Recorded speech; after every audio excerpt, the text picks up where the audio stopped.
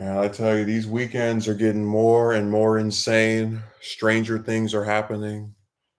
Um, I, I I'm at a loss for words. Before we begin, I should say that my job is getting on my nerves because they want me to have shifts that start at 8 p.m. that are supposed to end at 12:30 in the morning. So it's like you go, but by the time you leave to go over there, the traffic at was it 5, 6 p.m. is going to be just like abysmal. Um, and then you go out there for like probably because they have a thing they like to do where they'll have the employees, start basically trying to finish all the things they have to do before the next group of people show up. So basically, you're going to go into shifts that are possibly that look like they're going to be 4.5 hours, but they might end up being three if these people get their way. And as I said before, the problem with this job in particular is that because the hours fluctuate so damn much, you just you can't get a second one.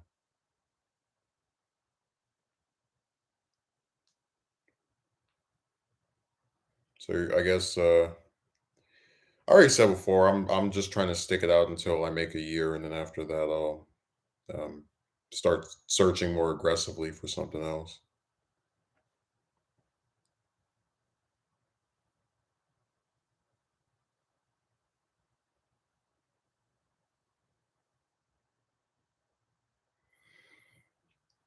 These jobs, they love to drain people. First, they barely give you any hours. Uh, then they give you fluctuating hours, so you can't even like internally figure out, well, okay, I know I'm not going to have this shift on this day at this time, so I can go and work this other place. Nope, scattershot all everywhere. Just um, it's really sad.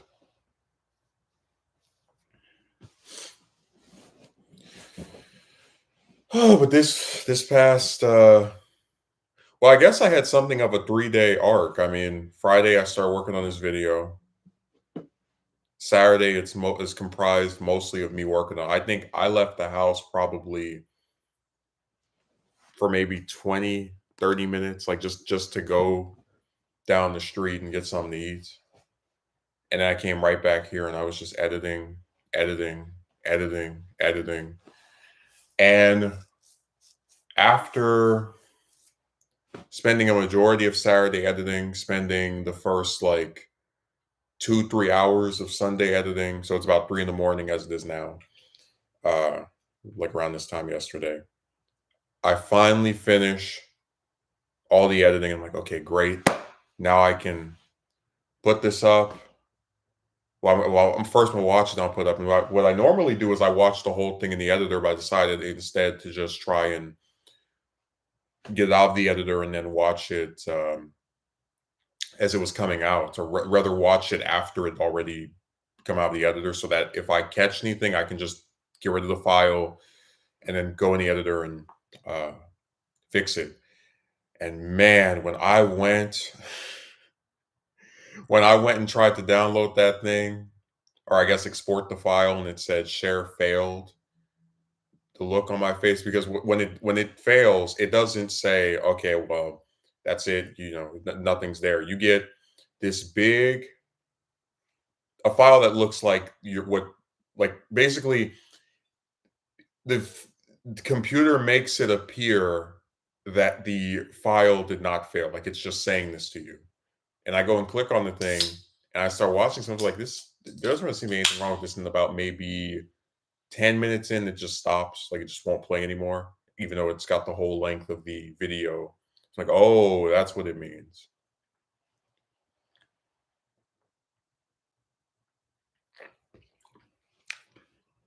I end up being really happy that I didn't sit there and try to watch it all the way through in the editor, because if I had spent an hour and was it 20 something minutes watching that just to be told you can't upload this, So after this doesn't work, I get rid of some stuff. Then I try it again. It doesn't work. I think I tried 3 times and it didn't work. So what I did was I took a portion of it and uploaded it unlisted on here, because I knew a smaller video was going to make it through, no problem.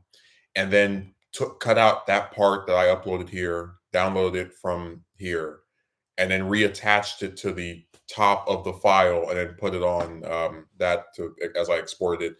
And at this point, it's already been like 2-3 hours. So I have the I mentioned this in the video I put up yesterday. I have no problem staying up to just put out something I'm really trying to release that day, or finish whatever.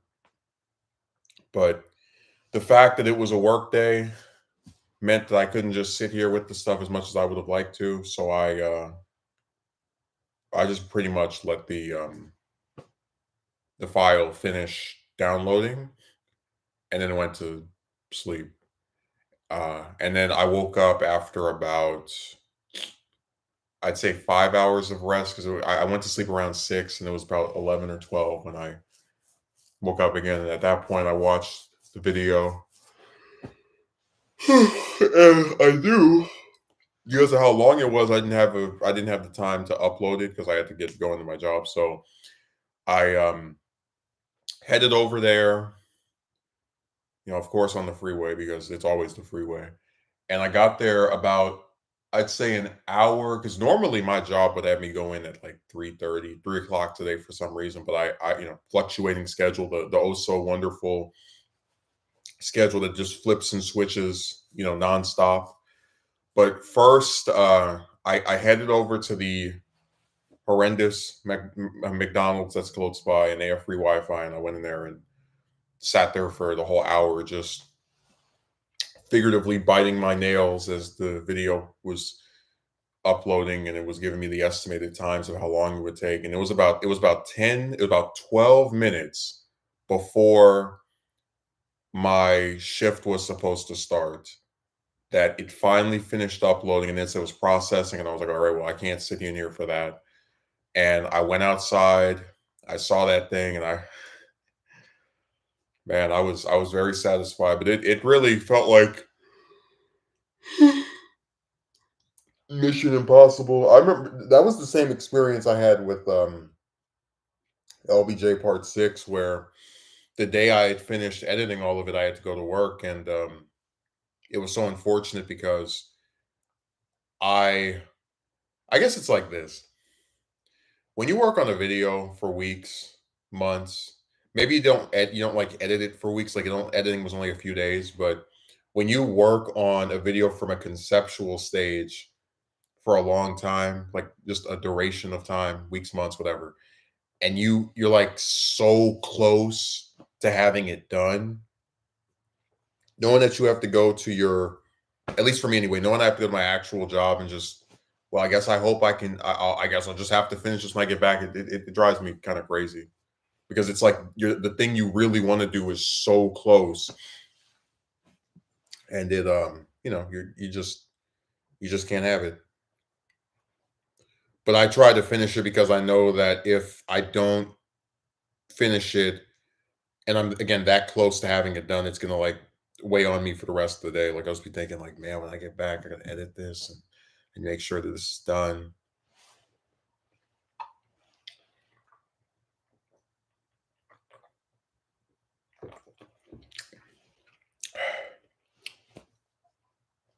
Yeah, part 2 is finally out there, and I knew that it wouldn't be like the thing with FDR, where I just got so disenfranchised with the lack of engagement. I was like, all right, forget this. There's actually this one person, and they always do this.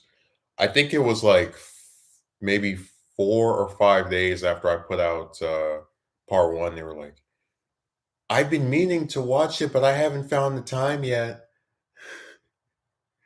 And I had this thing with my friend. I was like, man, I bet you that, because this is what these people do. They always say they're going to watch something and watch it. It's just they're dishonest. But I bet him. I said, I bet I can make another one of those faster than that person will actually comment on this stuff.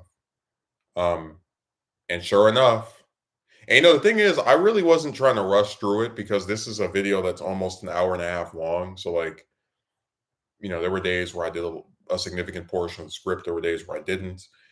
Um, so it really wasn't me going like, let's see if I can, 'cause if I had my way, I would be able to do one of these a week.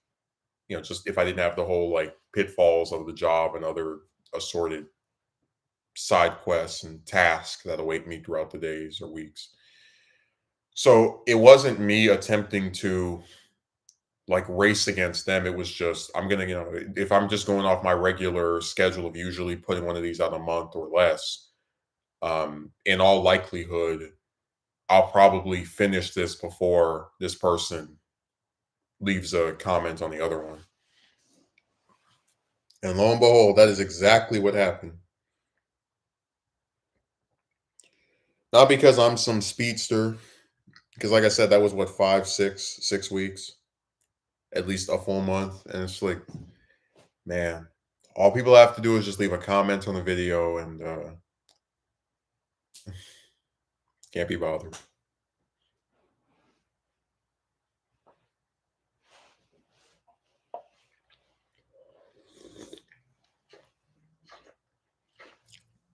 My thing is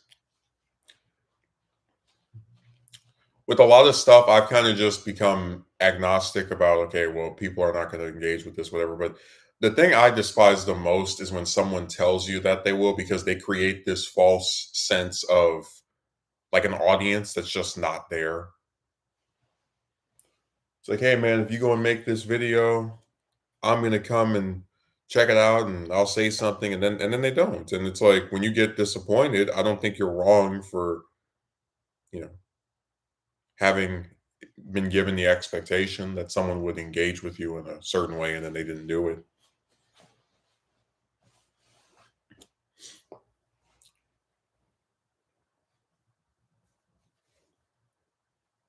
No, it's like I said, and then you hear all the excuses. Everybody's so busy. They're all so busy. I remember there was this one guy back when I was making my show. He said he would watch one of the episodes of it, and then for like a whole month, he just wouldn't watch it. He just every excuse. I'm busy. Da da da. Even though he sits on the computer all day, like for a fact, I knew that. But at a certain point, I confront him, and he says, "I don't like watching animations on YT." And I was like, well, if you didn't like watching animations on YT, why the hell did you agree to watch this animation on YT? I'm telling you, they always find an excuse to just duck and dodge and weave out of some verbal agreement they made with you.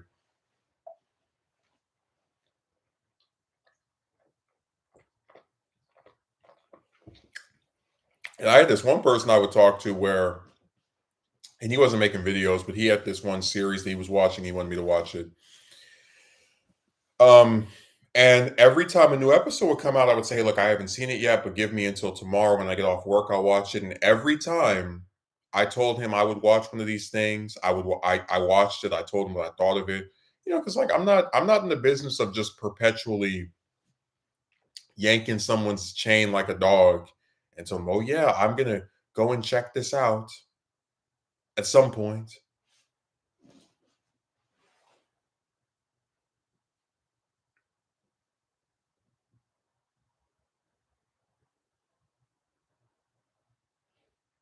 Yeah, this is stupid.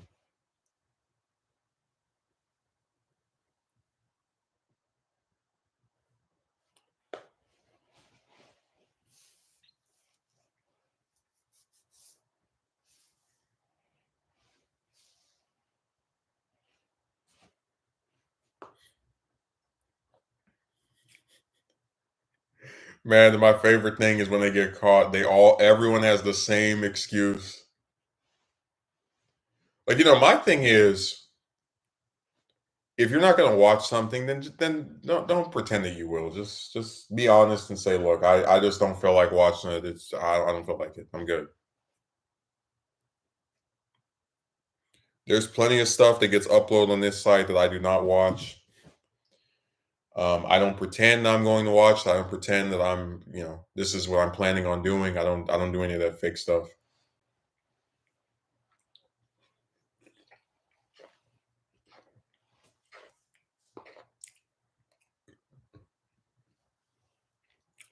It must have been yesterday or the day before. I had some Coke that I was drinking, and I mentioned all the furniture in here got removed, and I don't know. Maybe I must have like my hand slipped or something, but it just spilled all over the floor. I was so irritated.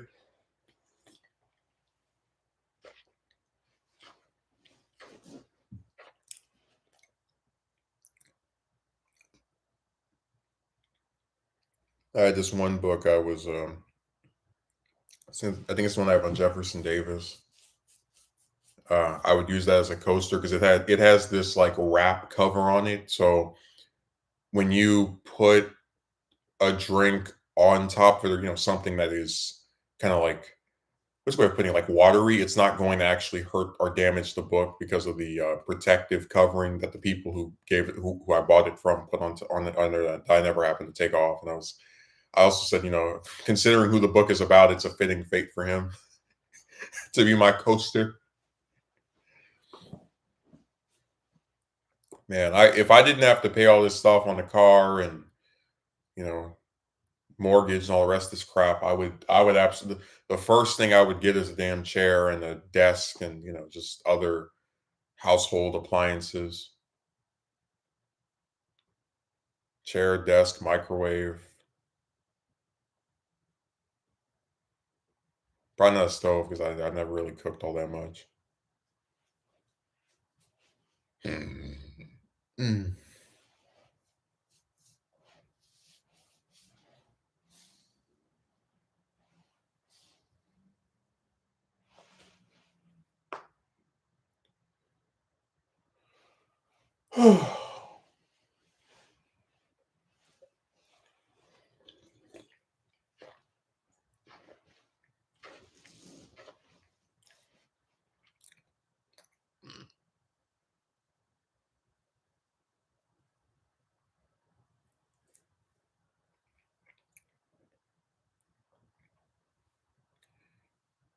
But yeah, it's just really sad that people are, doing the things that they do. Like I had a whole tangent about parents a few days ago. That's because one of the things that just most perplexes me is how, somebody, I know I'm speaking in third person here, can desire to be a parent because they want to create a good living condition for another human being. They want to take care of someone else. They are committed to the idea of creating a productive member of society. Um, and that person, by virtue of, you know, running into, I guess, possible romantic partners who are not interested in that particular thing, um, or just not being reciprocated by people, but by women who claim to be into that type of thing. It creates a circumstance where he never gets to fulfill that desire, and then has to like sit here and watch other people achieve those things, oftentimes with much less planning or fanfare involved, which tends to be to the detriment of their children when they have them.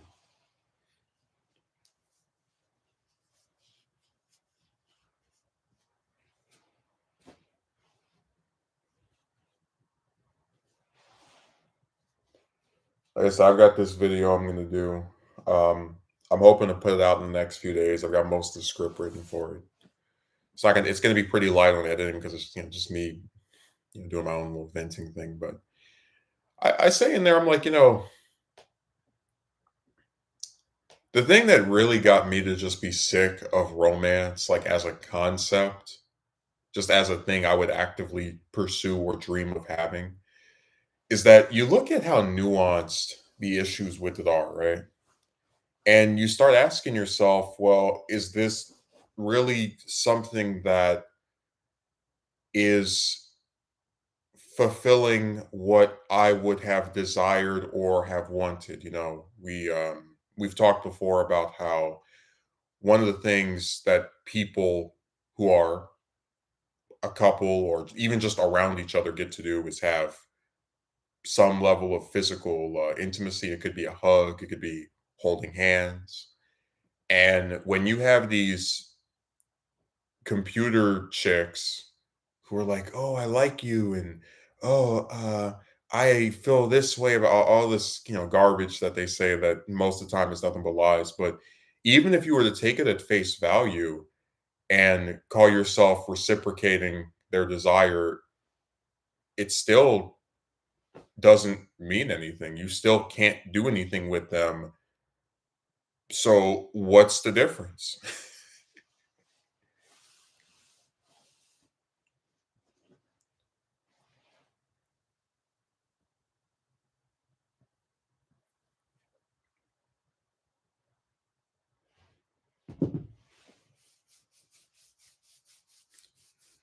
I remember I was thinking about how Triple L had said that I didn't sound like someone who just wanted to date, and I said, the problem is, even if that were the only thing I wanted in pursuing one of the, because I've already explained before, in all likelihood, just based off of how you know long it's been and all the rest of that stuff, it is extremely uh the probability is that I will most likely have maybe like 2, 3 partners, right? It's gonna be a very thin, tiny group if I have any at all.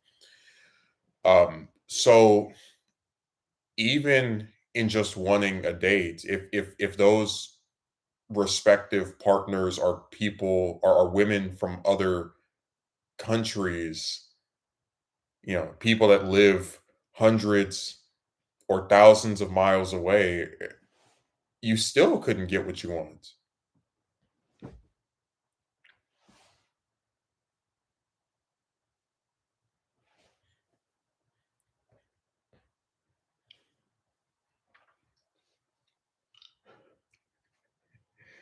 Damn, the pool of chicks is like the most dried up thing you've ever seen. I was with my friend that said, "Yeah, here's this woman that has 10, 15, 20, 30 guys trying to talk to her. I guess if I wait long enough, I can get a woman to say she's interested in me every, I don't know, 1,000 days or something."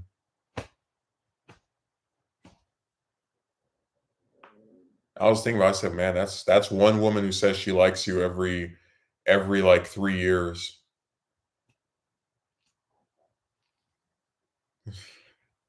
And usually, even if you were to like her back, it still doesn't mean anything. How so far away she is.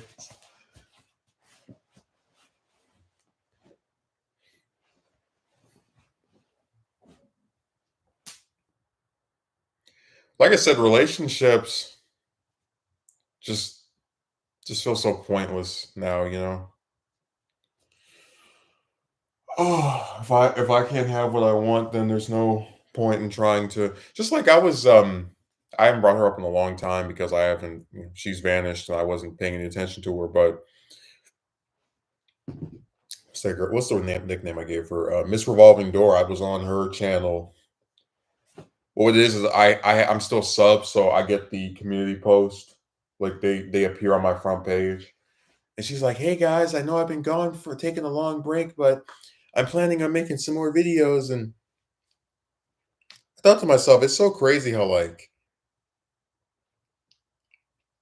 because I've explained before, I get where things can be intimidating, right? So like somebody goes up to you and they say, "Hey, I want to get married now." You'd be like, "Okay, well, we just met, whatever." Like I get it, but man, you can have some woman who or some person.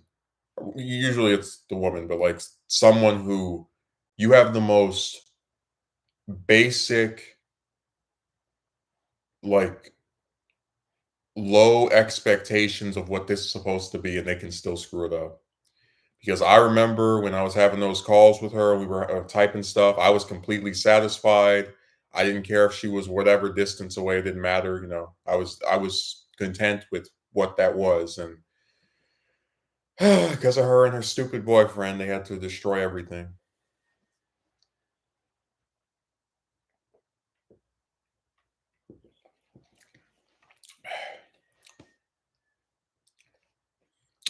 As if every time you start talking to a new one, it's like a window is being opened and it's getting like wider and wider. And as it's widening, you go, oh, man, this might be different. This might be someone that actually, you know, things go well with, and this might not be the same as all the other. Right then to get that blade right to the chest or the stomach, I guess. Because I've replayed in my mind that exchange and just how everything went. You know, just like the whole saga of, "Hey, how are you? Oh, I've seen your stuff. I like your stuff." I'm like, "Oh, wow. I didn't know you had seen it." You know, because she's another one of these people that never leaves comments. And then she started mentioning what she had seen, and I don't know. I just keep thinking about how like if I had just stayed and followed my basic instinct, which is to just not get involved with people, wouldn't have happened.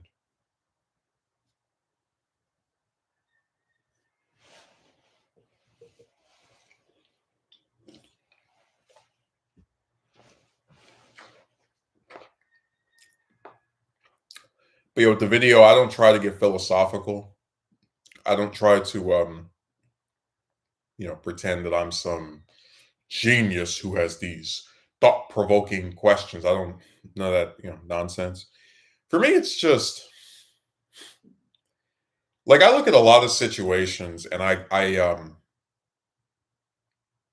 genuinely do not understand the purpose of things if they end in ways that they do. You know, if I were to, for example, write a script for a movie, and after I write the script, I gather up all the actors, we get the filming locations, after a few months, maybe a year, we make the movie. Maybe it doesn't get seen by millions of people, but there's a few thousands that like it. I can say, okay, we know we tried, made something, a few people liked it, whatever. But it's like, imagine writing a script, 10 pages, 20 pages, 30, 40, 50, 60, and it just never gets made. It just sits in that computer collecting pixelated dust from now until the end of time.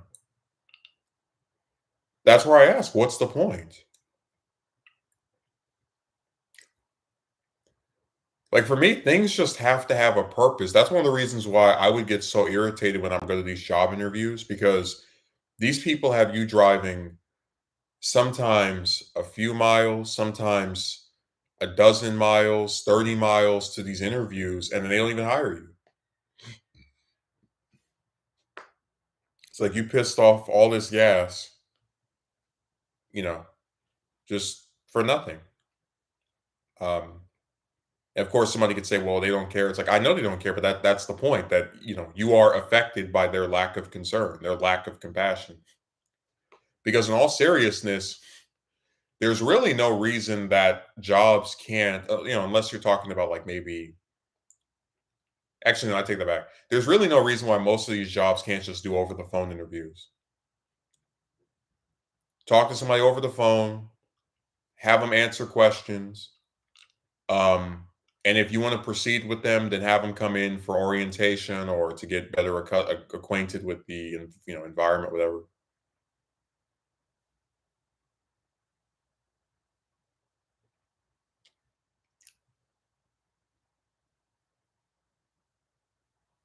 Just think the whole thing is so stupid.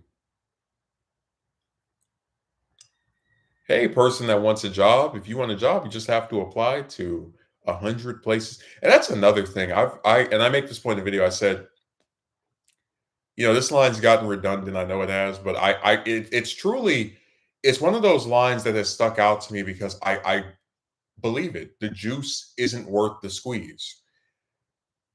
There's no reason why, if somebody wants a job, it could be a part-time job, a full-time job, one that pays 16 an hour, 20 an hour, one that they, like, I mean, whatever. We can get into the semantics of it, but there's no reason why, if somebody wants a job, they should have to apply to 20, 40, 60, 80, 100 like applications. That's nuts.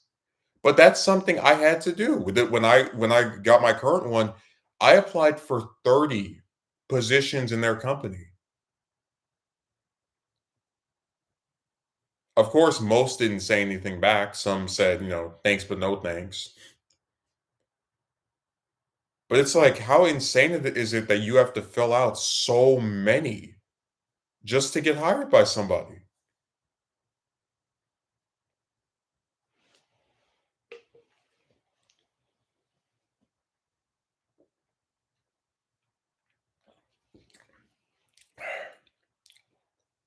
And they look at this stuff and they think it's normal. They think you're supposed to just, hey, that's just life. Just doing a job, you just have to apply, apply, apply, apply over and over again.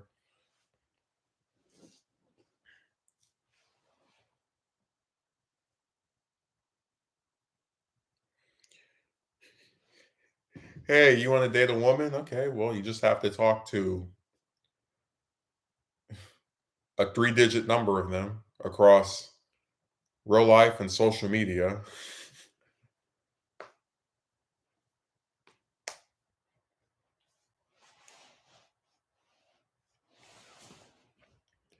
The funniest thing is seeing people that like still give the romantic advice. It's like, man, I haven't asked a woman out in 3 years.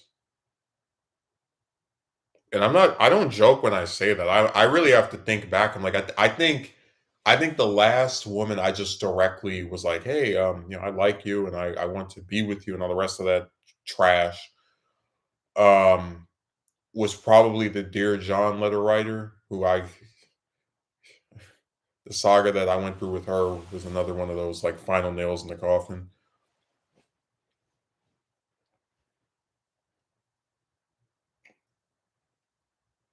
It's so surreal to think about, like, because again, people want the coworker thing to be romantic, and it was not. Uh, I've gone to the movies with other men, and we don't. It's not a date, so it's whatever. People are stupid. But I thought about it, and I said, man, as I was thinking, I said, all last year, like all this year, no attempt at anything romantic with anybody. In fact, I turned down the one broad on Discord, uh, and then last year, same thing. The year before that, if I don't count the girl that was in that one server, and I didn't even like say I want to date. She's like, hey, I'm down to do whatever. I like speaking to you, and and that's where she kind of like rebuffed my advances, even if it wasn't like whatever. So like, yeah, it's been at least 2 years, if not even longer. And I would say even longer because I don't count that as asking someone out. It was just me saying like, "Hey, if you want to do anything."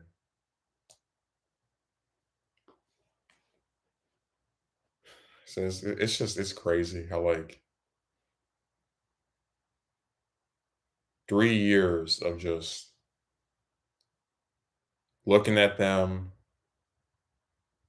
talking to them, and knowing that there's nothing there.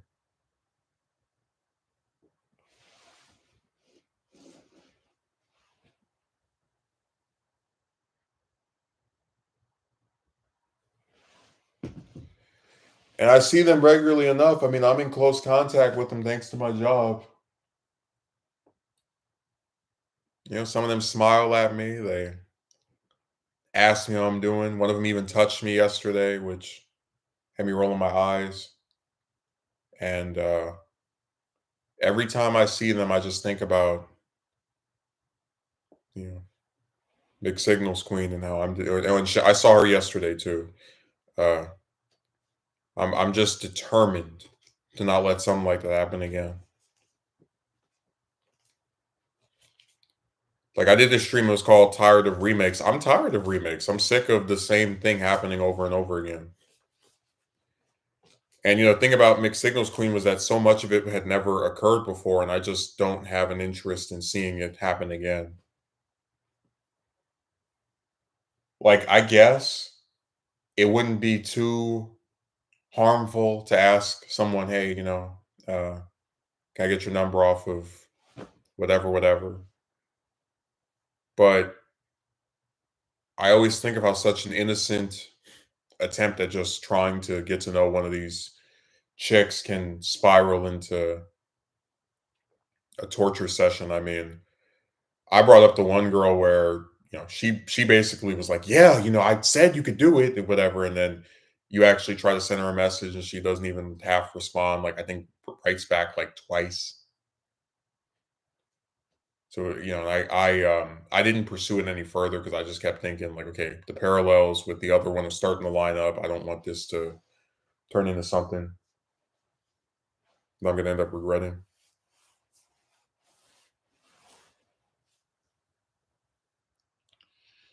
And that's really the problem with them. Any little thing can just snowball into this big, huge, gigantic scandal. Why'd you block him? He said he missed me. It's highly inappropriate. Just dumb stuff.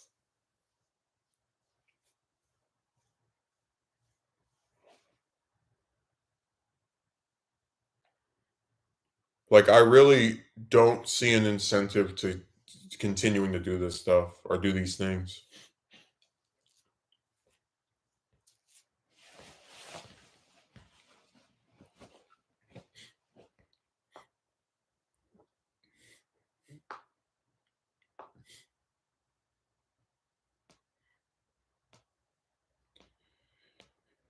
And the ZWP is starting to take effect. I mean, I mentioned I had like three of them I was still talking to. One of them hasn't been online in I don't know how many months. I think I heard from her last month once, and that was it. The other one has been online, but she won't write anything back, and I just have like thrown my hands up and said, "Forget it." And then there's another one who I think about maybe 3 weeks ago, a month ago, sat in some 2 hour call with me and was like, "Oh yeah, we can do this again," and then has just not done it since.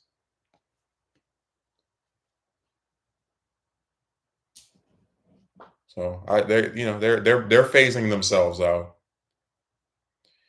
And the thing I always think is like so sad is that I genuinely like speaking to the trio of them, but what more can you do if you keep reaching out to a person and they just don't write back? And that's why I've always despised the clapping seals because they create within you this idea that no matter what happens, it's always your fault.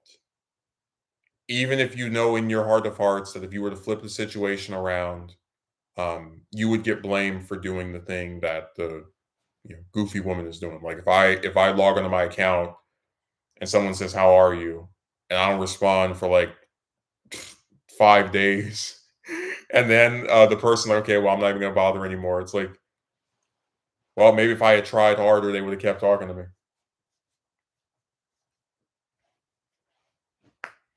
It's just interesting.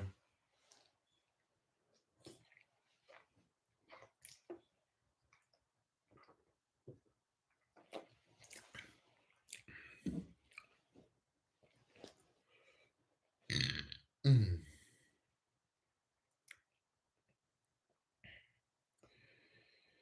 Yeah, the other aspect of the video I really appreciate is the segment on skewed priorities. Like I did this stream last year. It's called the self parody, and it was just about how like people claim to care about you, and then the stuff that you actually need, they can't bother to assist you with. And I said, I really did forget about the. I did bring it up in that stream, the whole like haircut obsession, and how having people who put such a high premium on a person's physical appearance. At the center of that concern, that quote unquote concern, is some desire for the person they're saying all of this garbage to I guess improve, right? That like they're feigning interest in the betterment of this person. But you clearly don't care about this person's betterment or well-being, because when they need things to survive, you turn a deaf ear and vanish on them.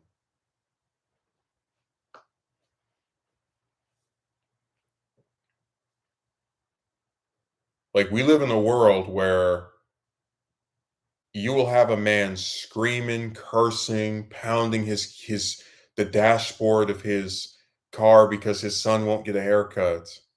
But then when that son doesn't have a bite of food to eat or a cent of money to put in his car for gas so he can go to his job, that same father won't reach out. And people, like, they look at this stuff and think it's normal. They really like this lack of concern. It's really sad.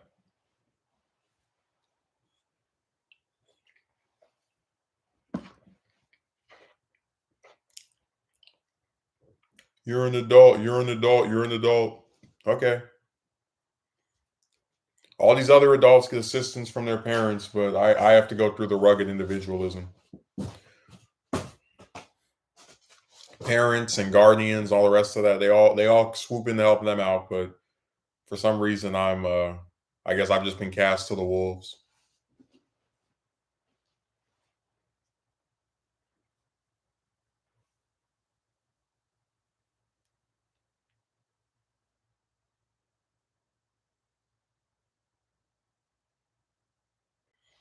It's funny how that works out. Like I said, I just accepted they're always going to have an excuse for why they can't get involved or do more. One person was singing how poor they were, them in their $600 shoes. The other one, and it's like what drove me crazy about them is like they go like imagine buying clothes that cost hundreds of dollars and then trying to shame somebody for getting a book.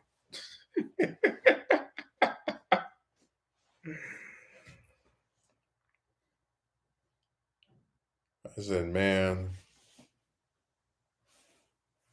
that just shows you people have such a lack of ability to like ever just be accommodating of another person. I mean, it's really sad because when like as I've watched them do this nonsense for the last almost 2 years, I've wondered what is their end goal. Like, I can't imagine that they believe I'm going to look back. These are people who presumably are going to live another 20, 30 years. Like, I couldn't imagine that they're going to like feel vindicated that they just up and left someone dry. They just don't have anything to do with them.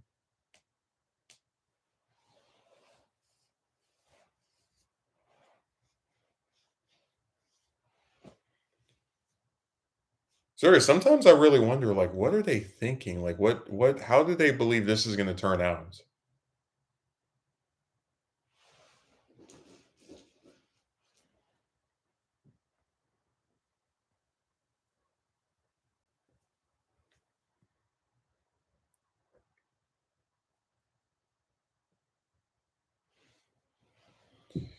It's got me in a state of bewilderment.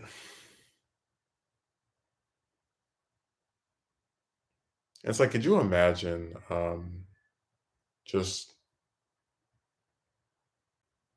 just the idea of and I said this in my video in the video. It's like I if I had a son or a daughter and I just never spoke to them, mm, I really don't think I could live with myself. Like I think it would tear me up that the person who I created does not like me, wants nothing to do with me.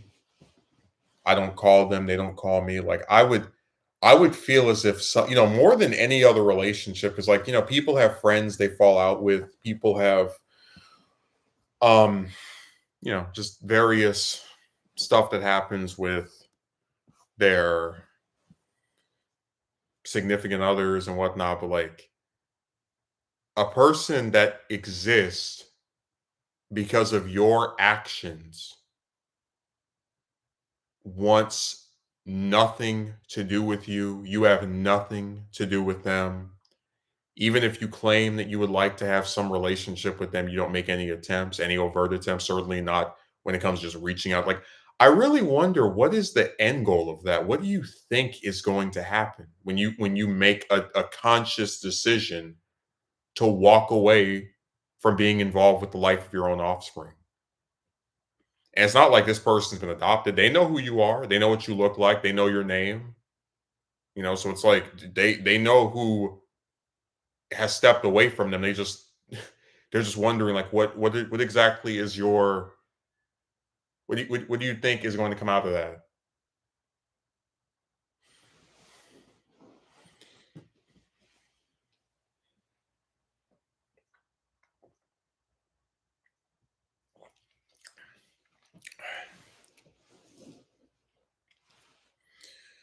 I don't know, man. I've always believed that parents should put their child above themselves, but when selfish people have kids, they what can I say? They can justify, only thinking of themselves.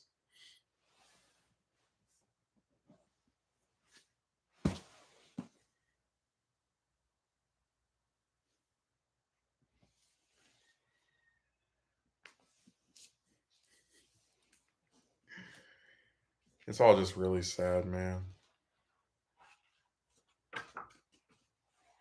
That's why I say I feel like I live in a world that's just upside down. Like everything is backwards to how it's supposed to be.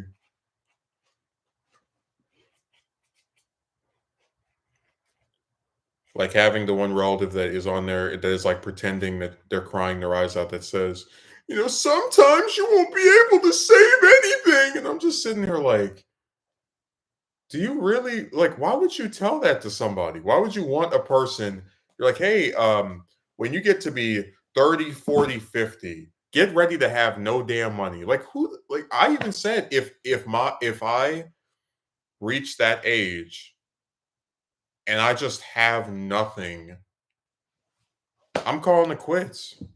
I'm pulling the plug on this whole operation because it's like that, and I make this point in the video too. I said the average American life expectancy is in the 70s, late 70s, mid 70s. I have to look up the exact age, but it's somewhere in the 70s. This means that by the time a person has entered their late 30s, they have lived a majority of their life. So if you at 40 or 50 have not achieved the things you want, whether that's from a financial standpoint, whether that's from a fame standpoint, it's probably not going to happen. I mean, hell, even with the relationship stuff, if it's like, if I'm that age and I still have not met a woman that wants to have a family or want, like, again, it's like you're holding out hope for nothing.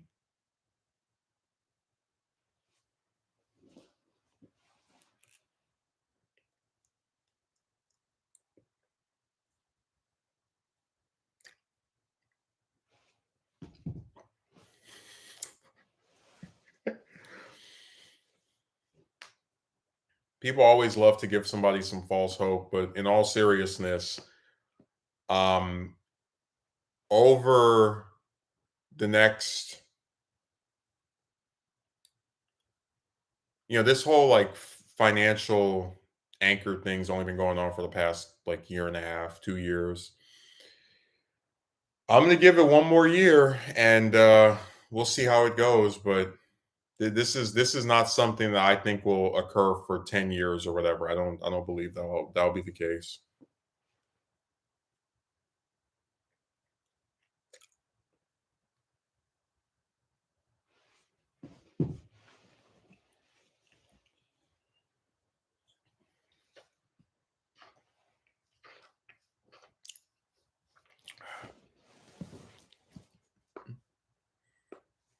This whole thing is just so crazy to me.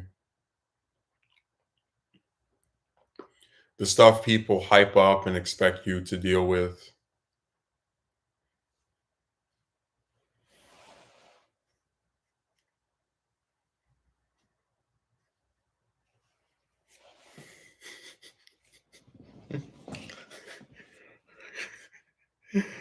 I said, man, I just can't imagine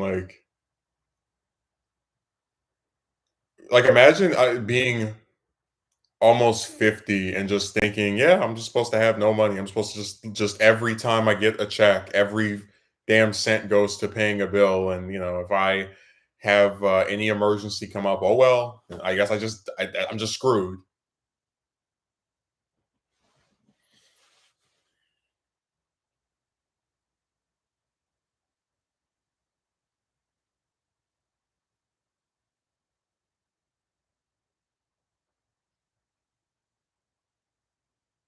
People get complacent with the most but the sad part is there are some guys that do the same thing with the woman stuff. Like there are a lot of these guys really believe that if you want to be with a just a woman, right, must go to gym, must have millions of dollars.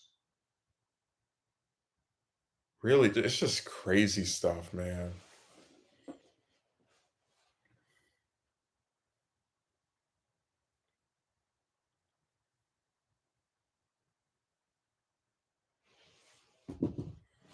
That's why with the family thing, it became a real litmus test for me because I said, what's the point of like again, if you're only ever going to date maybe like a handful of chicks realistically, right? Maybe like two, three over the course of your whole life based off of how inaccessible they have been, then what exactly is the purpose of calling yourself being in a relationship with one of them if you can't have the things you want in being with her? I don't understand.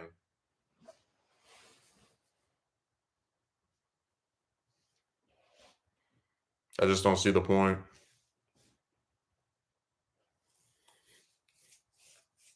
Oh man, my first girlfriend in 8 years, and I can't touch her or have any dreams of having a family or being married. Yay, sign me up.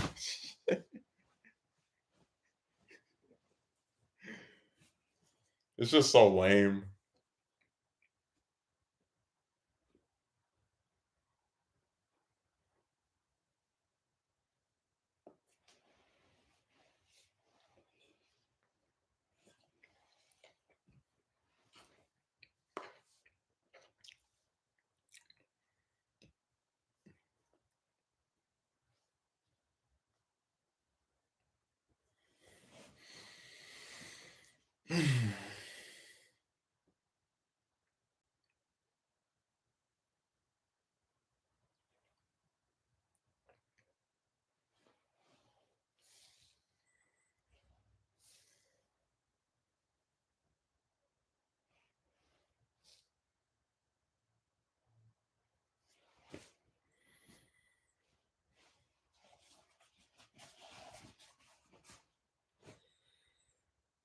Relationships.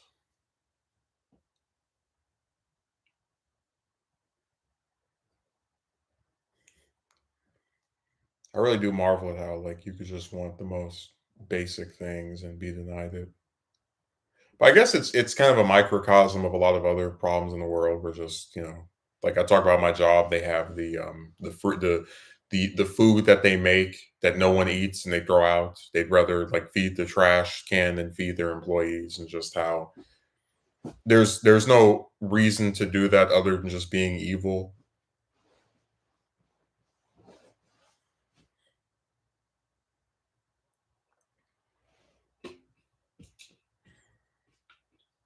And that's why in the video I implore people to just imagine how much better things could be if that wasn't the case.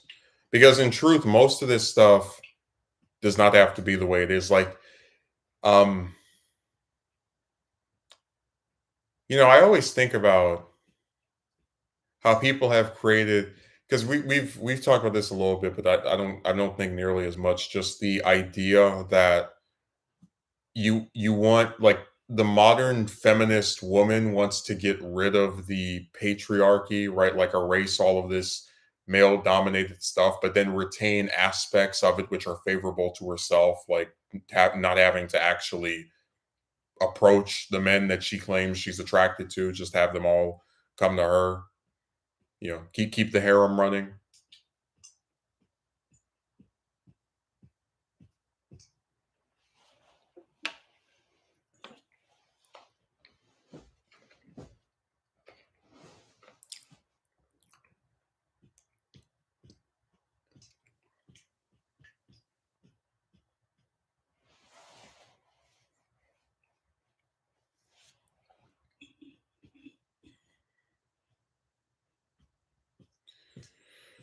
That's why I saw that relationship stuff. It's just an extremely toxic cycle.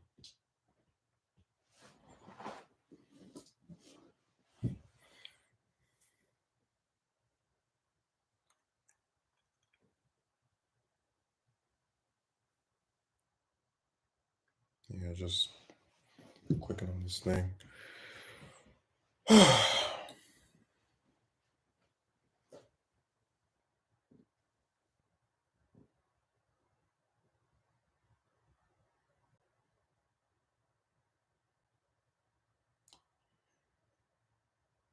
Yeah, I have to go back in tomorrow for some more hours of wonderful fulfillment at work.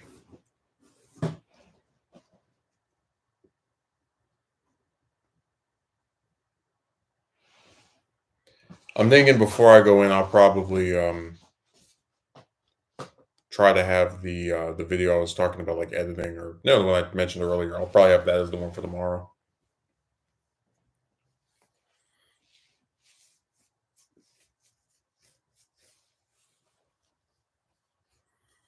and then after that, the next edited video would probably be at long last Discord. What was it? Weird Men and Their Discord leader.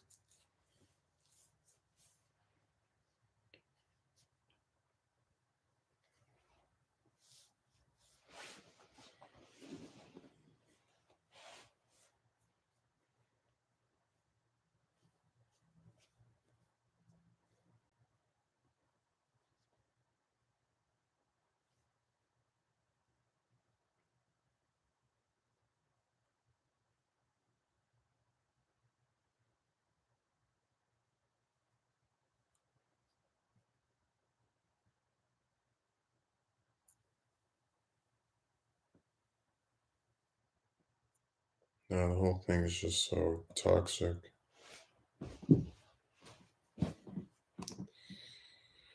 And it is not incumbent upon me to try sounding, what's the way of putting it, I guess morbid or depressed. But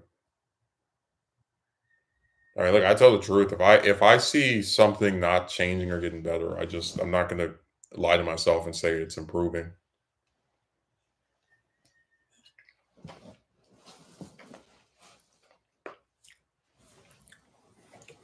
I gave myself the goal of having to just do two more edited videos this year, Nixon Part 3 and LBJ Part 7.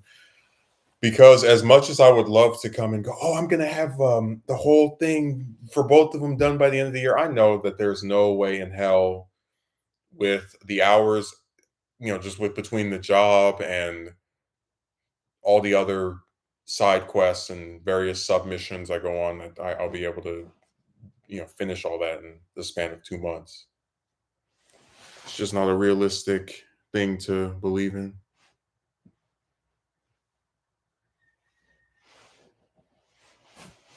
It doesn't mean I won't try to, I guess, hasten the process, but I'm not going to lie to myself and pretend that it is a realistic goal to put so much stuff on me.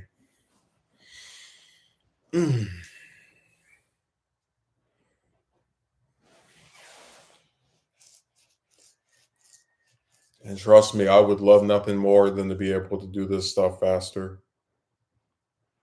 Like I think about a lot of those bigger channels and the editors that they have, and just people that make their stuff for them. They pay them some money, they edit the video.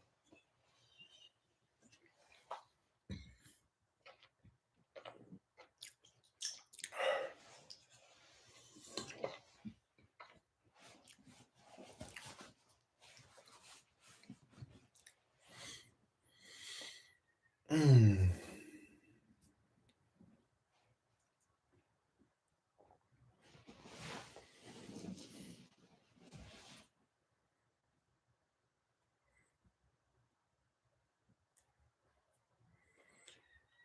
Yeah, teamwork is always preferable to someone doing it alone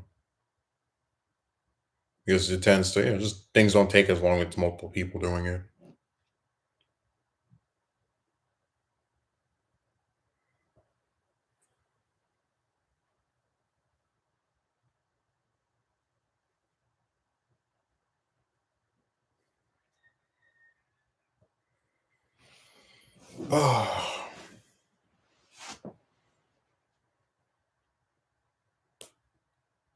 Hey, dude, been a while. I may be wrong, but you do seem a bit more forlorn than usual. Well, we have a pretty crappy anniversary in a very short number of days, so I guess that's an accessory. Or yeah, because my thing is like I told you, I don't play about um we can't go back and like the whole line of having lost more people in just a few years than ever before. It's just I don't have to look up the anniversaries of this stuff. I have a period of several months where, as the month progresses, I start thinking, okay, in a few more days, it's going to be the anniversary of that. Next month, it's going to be the anniversary of that. Next month, it's going to be the anniversary of that. And like I said, I'm doing this video that it's similar to We Can't Go Back. Um, but it kind of like like it has conjecture about how much better things could be if like this one thing was this way or this other thing was that way. And I just had to add in a part where I say, no one is talking about having some perfect life. I mean, we all have our, you know, various issues and things that bother us. Um, but the point of mentioning the alternative to what is to remind ourselves that it doesn't have to be this way. No one clicked their heels and said, if you want to get a date, you must go through this arduous process. No one said, oh, if you want to work somewhere, you have to drive 30 miles just to get there and leave 2 hours before the shift starts to always ensure you're on time. And then when you start working there, they're going to, have free food and then change their mind and make it to where you can only buy food and then your discount only works at the one that you work at. And then they try to like nerf the discount. It's just, again, like that stuff doesn't have to be the way that it is.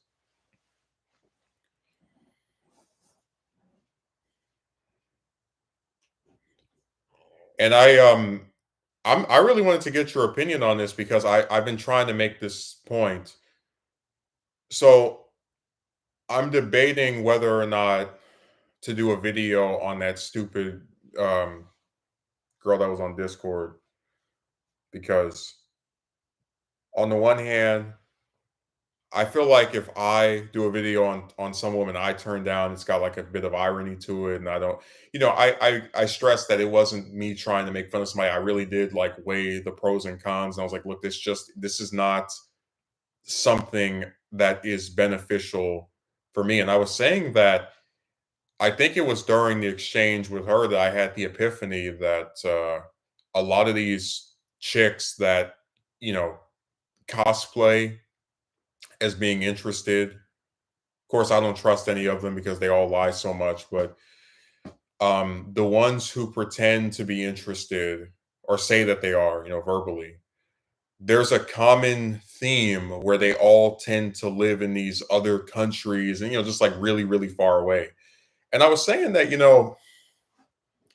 if I were to hypothetically meet some girl, woman, whatever, and oh, hey, you want to go see a movie? You want to go to the mall, whatever. Person, woman lives like same city, whatever as me. We can both drive there. She can pick me up. I can pick her up. Whatever. At least with something like that, it's not really a loss if it doesn't go the way you want because you just drove over somewhere. It was like an hour, or whatever. But with these chicks, it's like imagine spending hundreds or thousands of dollars to go fly to some other country because some woman says that she wants to go on a date.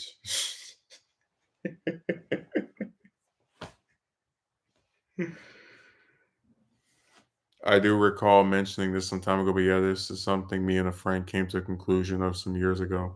Well, I'm just saying that because you spend such a large amount of time alone, there is this like temptation, like, oh man, this woman says she likes me. I don't hear that often, right? Very, very rare. But then you ask yourself, well, wait a second, do I, even if she says this, because they can change their mind like that, do you really want to engage in something that is very financially draining for the possibility of some short-term interaction with some broad that I mean, whether it goes good or not, it's not like she's going to move to your country with you or, just like it. I just don't think it's worth it. I really don't. And that's why I said the juice isn't worth the squeeze.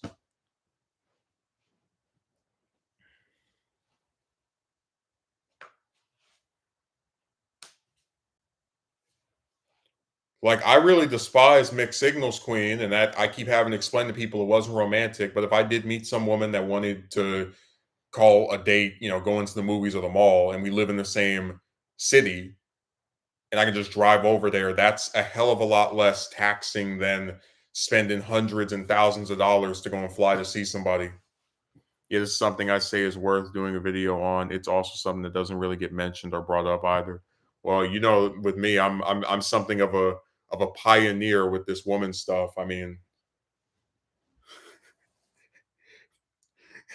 you make it think you sound like I cracked the code with that women's many options. Like people really never talk about all the men competing for one broad.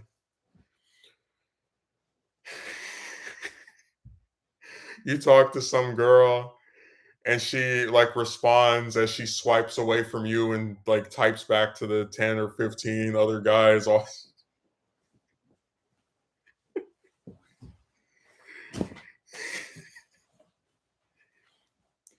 because that was another like issue I had of the whole when people are like blaming the guy for everything. They never talk about all the competition you have.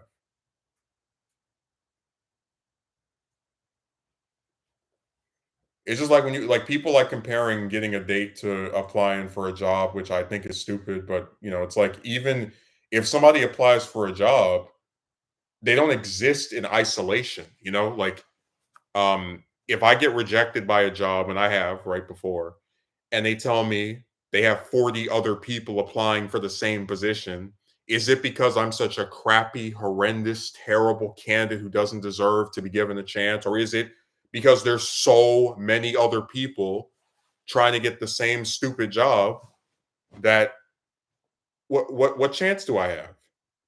I mentioned I got hired by the current company I'm with, and I went to another one of their locations during that day where I had like 3 job interviews, just driving all these different interviews. And the lady that interviewed me told me they had 90 something people applying for the positions at her restaurant. And I said, I should just give I said like kind of like with a smell like I should just give up. Because that's actually how I felt. I was like, yeah, why am I even here? Like if 90 people or 100 people are applying for your stupid job, what is the point of me doing it?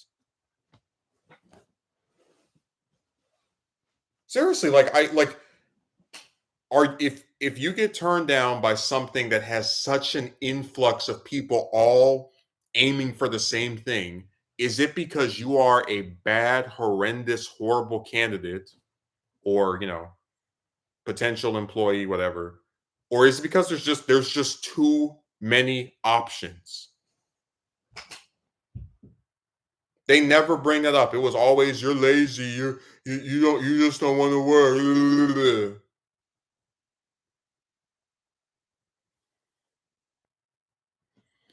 Yeah, these are the factors people need to consider when they critique someone so harshly. Well, remember, it's always your fault, now and forever.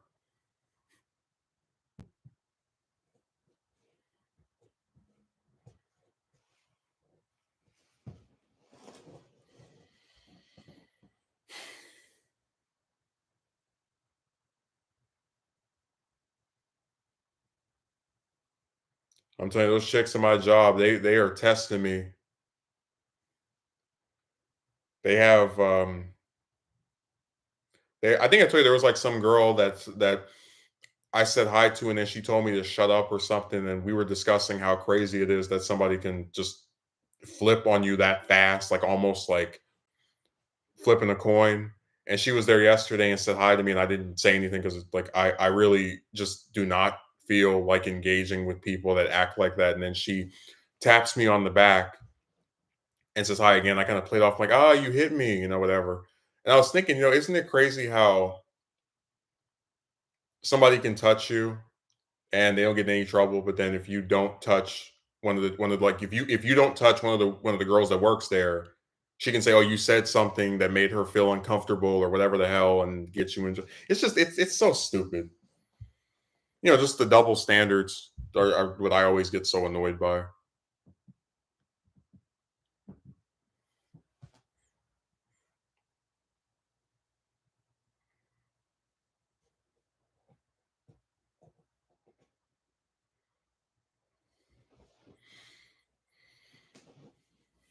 But no, I think you'll enjoy that video.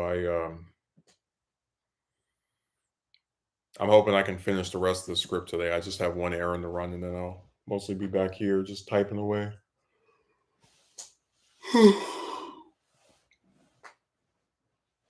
What you said in your last stream resonated with me a lot, I'll admit.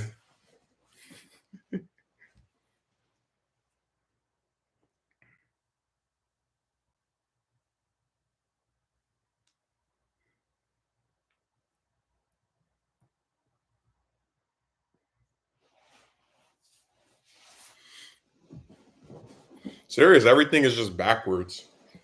Like yesterday, I went to the gas station.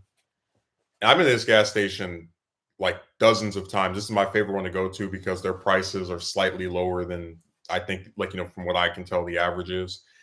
And there's a fire truck ambulance, right? And I'm thinking at first, okay, maybe they're just I don't know, maybe they're getting gas. And I see some guy drive like on his bicycle who's cursing at the ambulance. He's like in like circling it like a shark circling its prey. These blank think they can stalk me. And then he circled because I'm at the other station, which is like on the adjacent street. He pedals over to the one I'm at. And he's like, these cowards, they think they can mess with me. Man, you better believe I finished getting the gas, clicked the button or whatever, and drove away. I didn't want to be anywhere near that.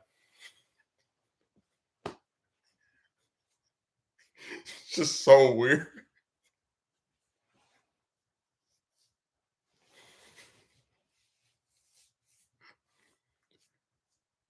Like it's just this one guy screaming and cursing about some nefarious group of people that are supposedly after him.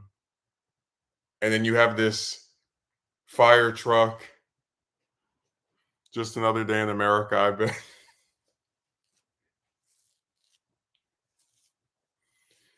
Yeah, I mean, I've noticed the running theme actually where on a lot of Sunday nights, there's this tendency for people to act a little bit crazier than normal. Because I remember one Sunday I was coming back from my job and they had these guys that were all parked like all in their like out of their cars. Like they have cars that are in traffic and then a bunch of them start circling the car like on foot, like hovering over the car, just standing in front of it. And one of them like says, "Where are you fools going?" And people are getting annoyed because these pedestrians, if they get ran over, they're gonna go, you ran me over even though I stood in the middle of traffic. So it's just a running theme now where every Sunday expect something weird. I was gonna ask you, why did the stream resonate with you, but I guess I'll live with the mystery.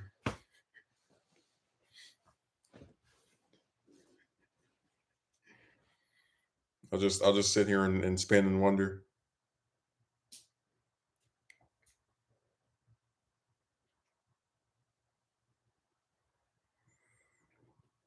Yes, I'm very serious about just not seeing a point in a lot of this stuff.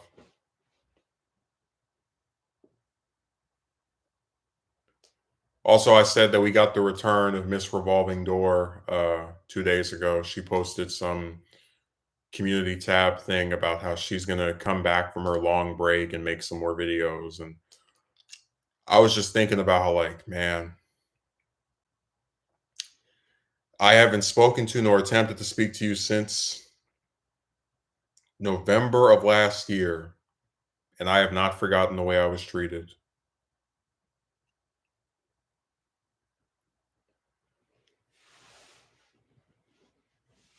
It was about when you mentioned the chick who lives miles away has an interest in having a relationship with you.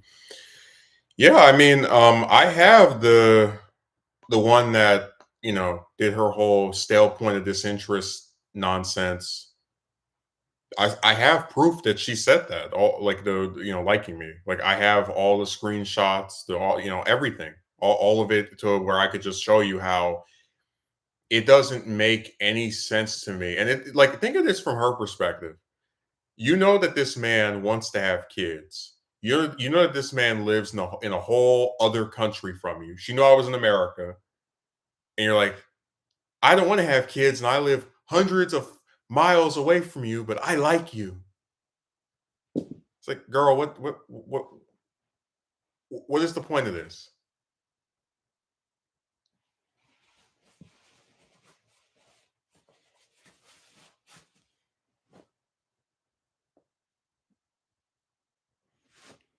And your overall ideas of long distance relationships. Well, look, long distance. I truly believe that if you can meet a woman who has the same long term desires that you have, it can work. Um, if you meet some woman that, for example, is wants to get married or have a family, which is an idea I floated around before. Um, at least that's a commitment I can believe in the sense that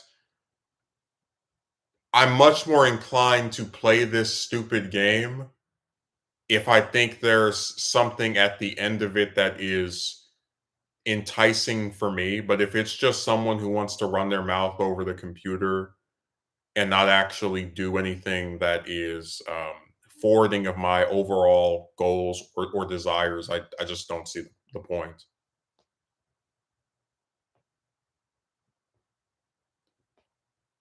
Like, I still wouldn't be too thrilled about dating someone from another country, but if she's saying, "Hey, look, I'm serious about, like, let's be together, and I want to do this," da, da, da, that's at least throwing me like a bone, right? Something instead of, "Hey, that thing you want to do long term?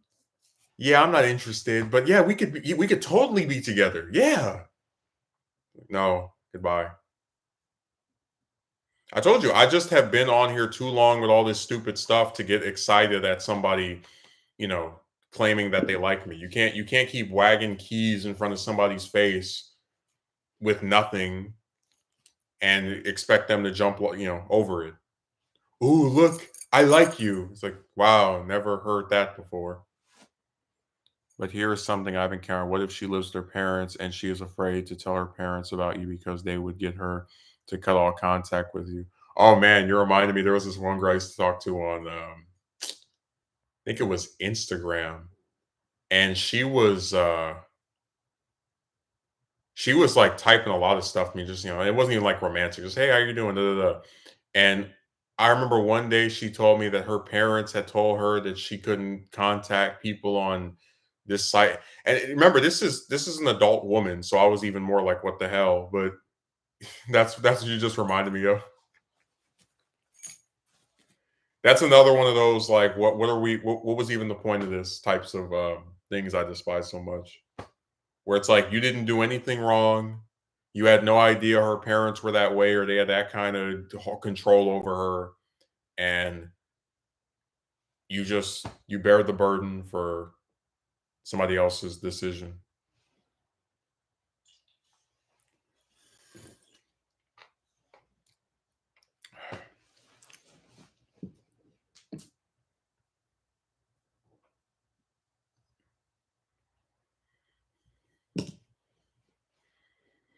Get over her. It was 10 months ago. I don't care. I'm over that person in the sense that I don't talk to them. I don't make any more attempts to reach out to them. But I see no issue with making content that references or directly states what they did. You guys sit here and waste people's time and hurt them and do all this nasty stuff, and then you want to cry because somebody alluded to you in a video. Get out of my face.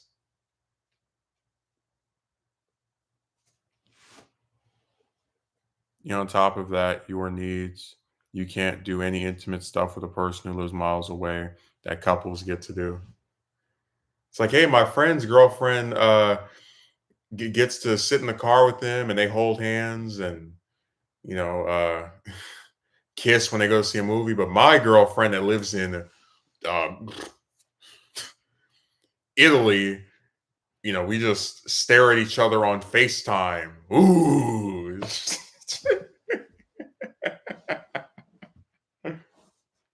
Dude, they're all over the place. Like there was one, where was she from? The one that was like Goodbye Forever. I think Scotland. Just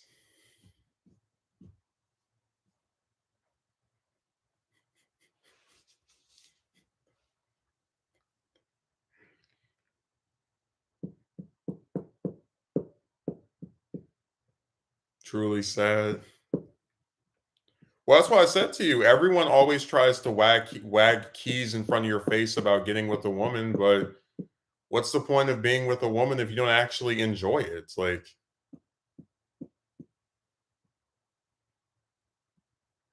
would I really have to do a whole like separate set of videos with different men I know in real life who have been with chicks recounting the hells of being with them?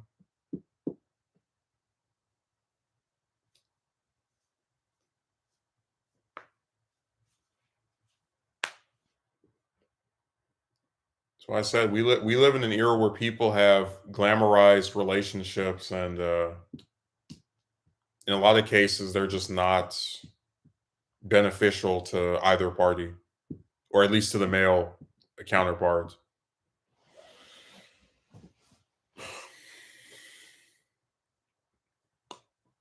Because I already told you, I got sick of like I started to really get sick of the woman thing back in high school. That's how draining this, how like the extent of how draining this stuff was dates all the way back then.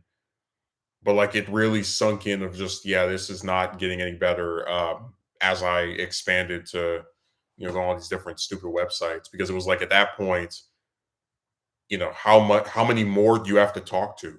Like, when do you see a change? Yeah. Well, I tell you, that was the year I first encountered the I don't do calls chicks. Um,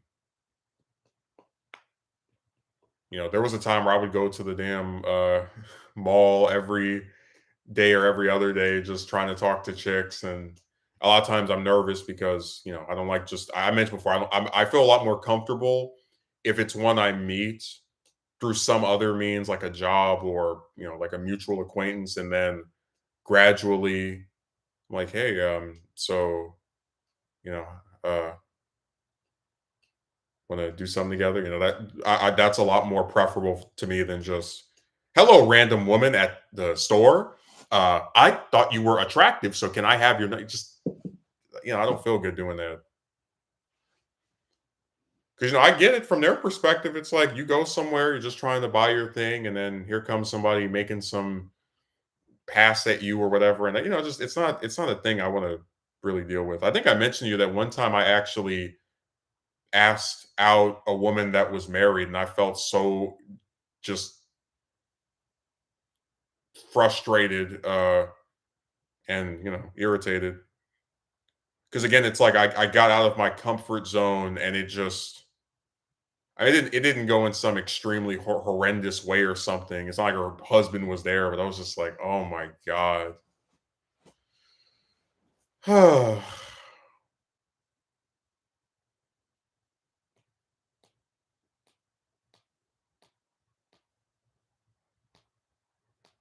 Like, I think dating sites are stupid, but at least if you go on there, you can assume that, you know, the chicks there are not taken.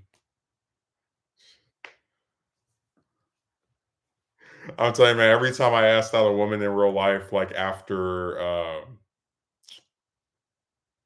and that was actually during the period where I wasn't even completely, just sick of it. Yeah, I understand. That's why having to overcompensate can be so draining and even mortifying at times. Yeah, because it's like, you don't know what their circumstances. When you see some woman walking somewhere, you don't know if she has a boyfriend, if she's married, if she's even into men. I mean, you don't know. And that's why I felt way more comfortable if it's someone I have, exchanges with, a rapport with. It's not just a random person appearing out of the clear blue sky to make some request of you. Um, I don't enjoy encounters like that.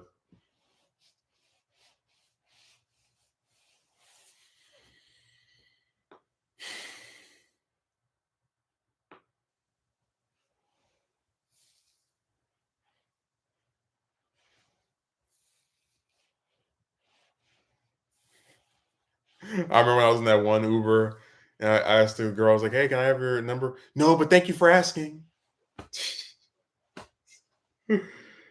Oh man, that's why I said like like I'm not even trying to be funny. You would sooner. Hmm. What's something I can think of? You would sooner see me release, and I have no musical talent whatsoever. You would sooner see me release my debut album than like ask out another woman. I'm not even being funny.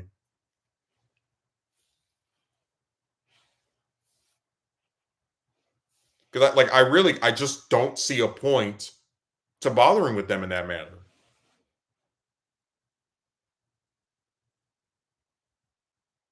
Like if I can reasonably conclude that most of you will ask out in real life will say no, and even a lot of the ones that claim they like you on this computer stuff are just unappealing both because of their location and the fact that they have no desire to do the long-term things that you want to do. You're just running up against a wall.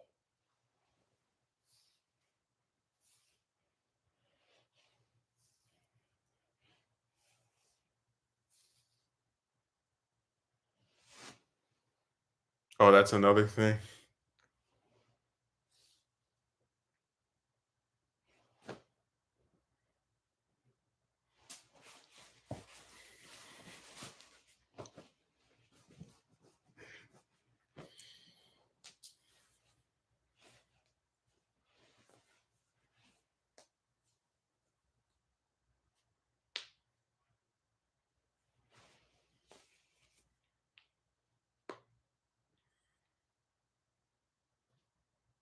So next time I see one of them and I start getting that temptation to send a friend request or try to talk to one, I just pinch myself. No, not again.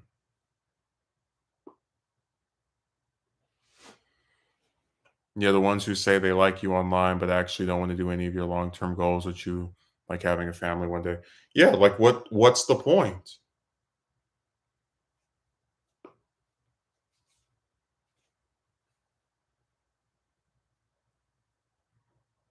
I'm serious. I don't understand where I would be excited or um in any way find it beneficial to pursue a romance with a woman who's just going to block what I'd like to do. Because think about it, if I'm single, I know I'm not going to have a family or be married.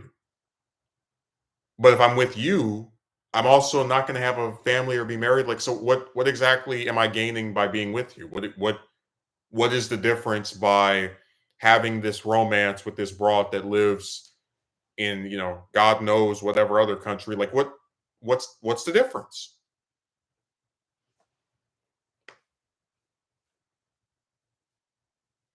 I'd rather spend money on traveling than waste money on getting married. I got pretty down after reading that. Well, I mean, think about it. When I went to Alabama last year, you know, I was satisfied. I got to see all the stuff I wanted to see. Um, like my expectations were met.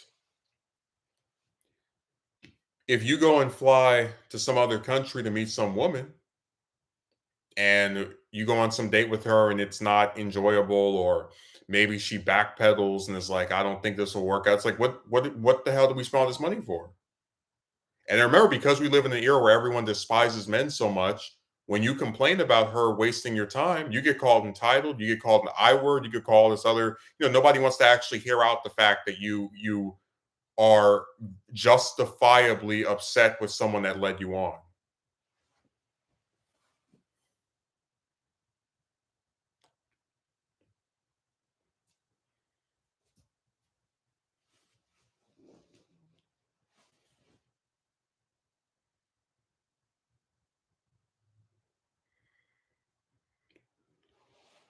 Mm.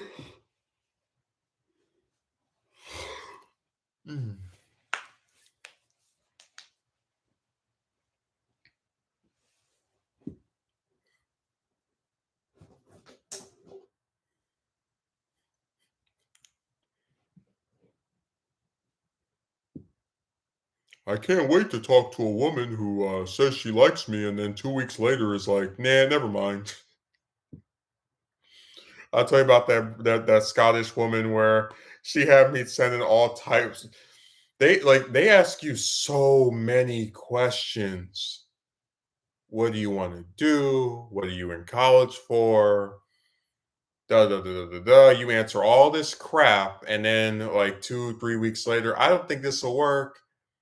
Goodbye forever. So when I woke up I think it was either a morning or afternoon, and I saw that message. I wanted to spit on the screen. Like, I just, if I ever did like a top 10 like worst encounters with chicks, like just when chicks piss me off the most, that would be in there, because that was one of the last times I truly believed things would be different.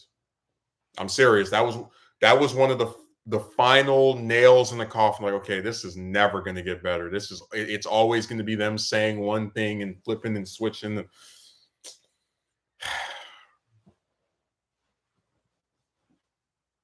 But yeah, I remember asking this girl if she wanted to be married one day, but she told me she'd rather travel. Oh, I thought you were like referencing some guy that said that about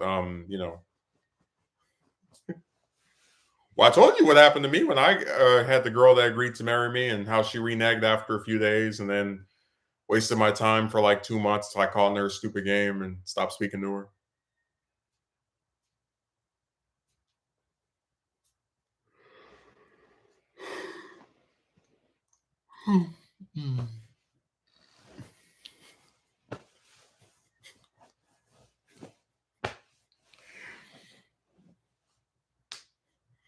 I tell you, that was you know, that's one of those things that led to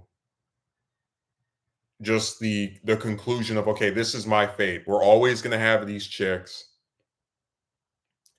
Maybe they come to me.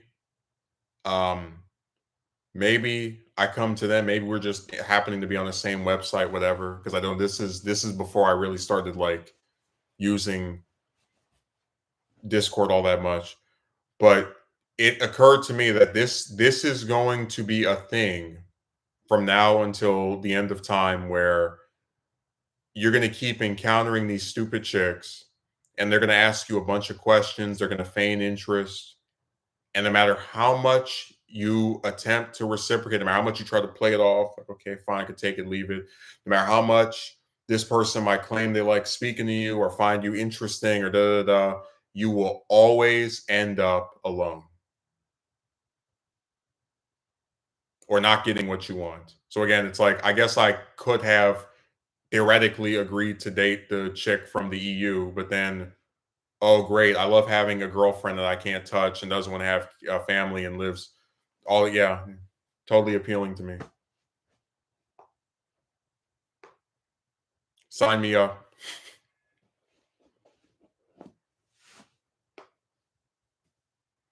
And oh, no problem. I should have clarified it was the girl who said that. I think I told you that like I normally never say never with certain stuff, but I can assure you as the sky is blue that I will never ask a woman to marry me ever again. I only asked that one from 2017 because she had a religion that barred her from dating. Right, give you the context.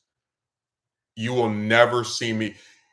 You will never see me ask one of them that ever again. I can assure you of that.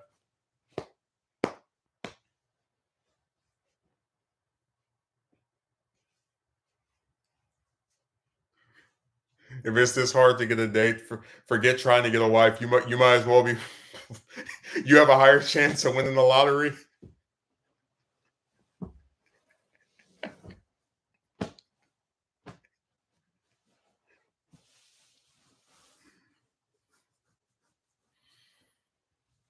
I'm serious. For as long as I live, I will never ask another woman to marry me. Never again. I'm not making that mistake. Not today. Not any day.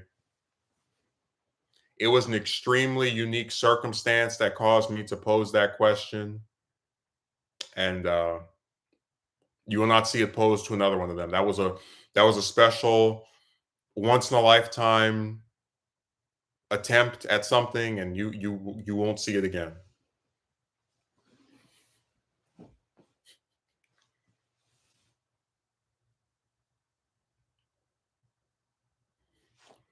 In spite of everything nice you've done or said to them, eventually they will hate you.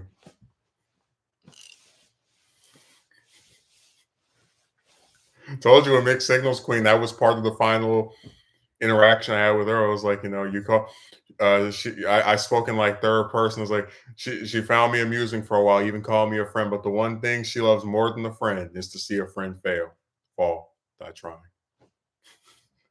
She's like, what the hell?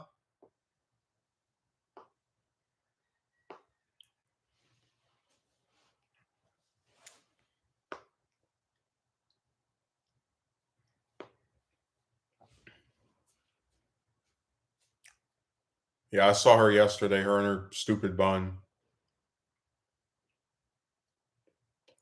Her her boyfriend was there earlier today. He said, or yesterday. He said hi to me, and I said hi back, and um, it was mostly uneventful. I mean, I told you, I stay away from the dingbat.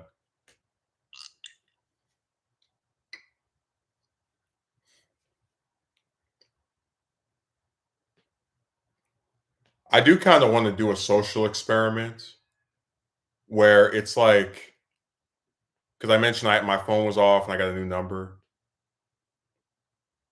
I want to take like four, maybe like two, maybe at least three chicks that work there and just be like, hey, this is my new number. So if you want to contact me on it, just letting you know this is it. And then see if like how many of them actually will attempt to contact me. Because you know that if you can have like the excuse of, oh, this is my new number, as like a reason, a way of like as an organic reason for like, hey, this is why I'm sending you a message. And I truly couldn't imagine um any scenario where they could flip that and make it sound like somebody's bothering them. Because if they don't want to speak to me, they just wouldn't respond to it.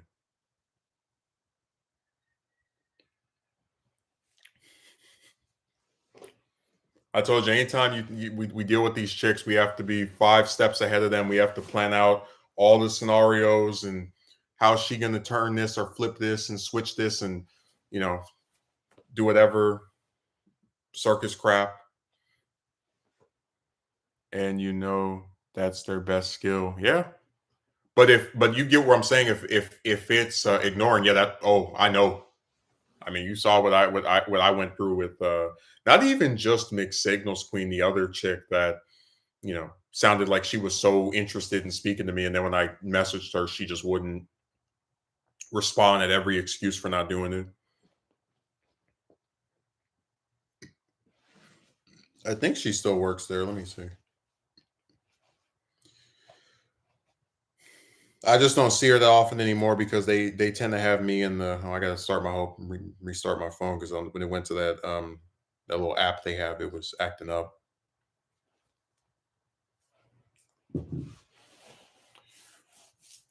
But yeah, you get my point that I don't see a scenario where they could spin it as, oh, this person is bothering me because he said, hey, this is my new number.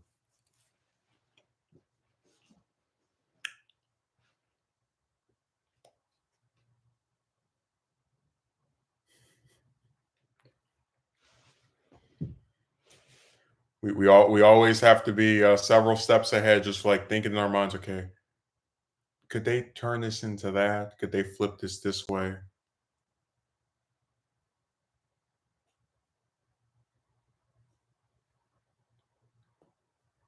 It's funny too, because like one of the reasons that like situation with mixed signals, kind of like at the end of it when she tried to get me in trouble.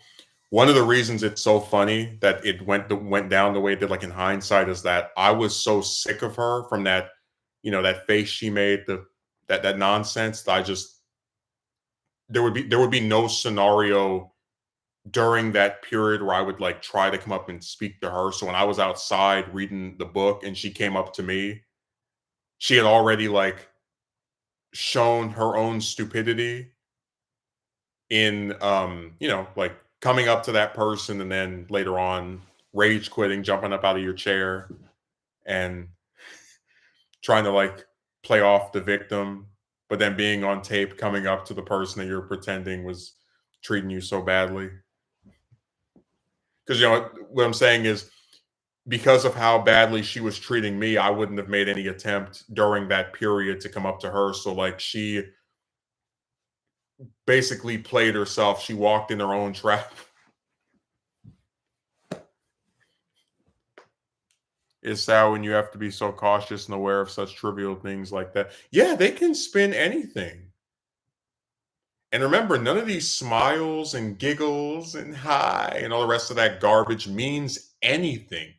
Like, I'm not kidding you when I say sometimes when these girls look at me, and I don't feel this way about the guys because guys don't do this dumb stuff, and you know that. We don't have to pretend, but sometimes when these girls look at me, I just imagine, like I get, you have like that mental image, or like you just imagine something. I just imagine some of them taking that Sephiroth sword, and when I turn my back, just plunge right through, and they're like, you thought you only had to worry about one of us or two of us? Seriously, like I'm always on guard. I say hi and bye. There's like a few I try to make a little joke with here and there, but there's there's an extreme difference between how I am with them and how I am with the guys up there. With the guys up there, I go up to them and I'm like, hey, how you doing? All because again, I don't have to worry about men saying they felt uncomfortable because I stood next to them or said hi. I don't touch any of these people, but just like I don't have that concern.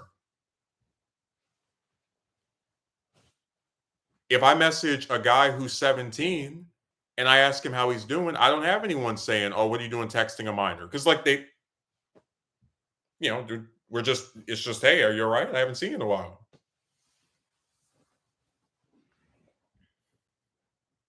And I really despise that. I don't like that you can't be friendly with people. Like you just everything has this tinge of like a sinister nature to it, you know?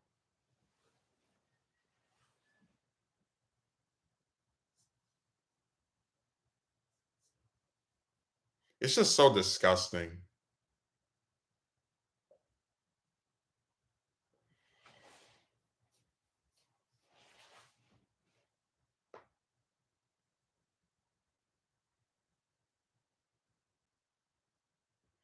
Yeah, I hate that. It never used to be like that before, I reckon. Oh no. Well, I told you at my other jobs, I didn't have this concern. They didn't have anywhere near as young as people that work there. And oftentimes they didn't have as many employees either. So it was like it's mainly just 5, 10 people seeing each other, and they were mostly cordial. Like I told you about the one, the one from the infamous speed obsession stream with her nose ring. But for the most part, I had like if I had a problem with someone that worked with me, it usually was the manager just being a jerk. Um, but over here, it's been I don't know what it is about these chicks. Like I told you, this decade you were going to see women at their best. It always occurs to me like some of these girls are so young. And when I say young, I'm speaking in the sense of, like just more examples of just how everything is rotten nowadays. Some of these girls are so young that they weren't even alive when Dragon Ball was airing on Cartoon Network. Like GT, I remember ended in 2005. The English dub of it anyway. Some of these girls are so young they didn't even exist at that year, right? And we're getting these girls that are really young, but they're just as toxic, rotten, and in some cases even worse than the ones that are older than them. Like it really scares me about the future of not even just like the world, but just the way like interactions between people. Go and watch that Discord woman video, and you only get her for about like less than half a minute, but just the glee in her voice. Oh, you're hurt. Just like there's something. No, I'm saying there's something really scary about the fact that these young girls, these are not old hags that are like angry that they've had 2, 3 kids and they want to like destroy all men. Well, yeah, she's like I know the age of the girl in that video. She's 21. Um, like not again, like dude, she didn't even exist when Sonic X started airing. I don't even think I have to remember the year, but I know it ended or it started airing like sometime after Adventure came out, Adventure 2.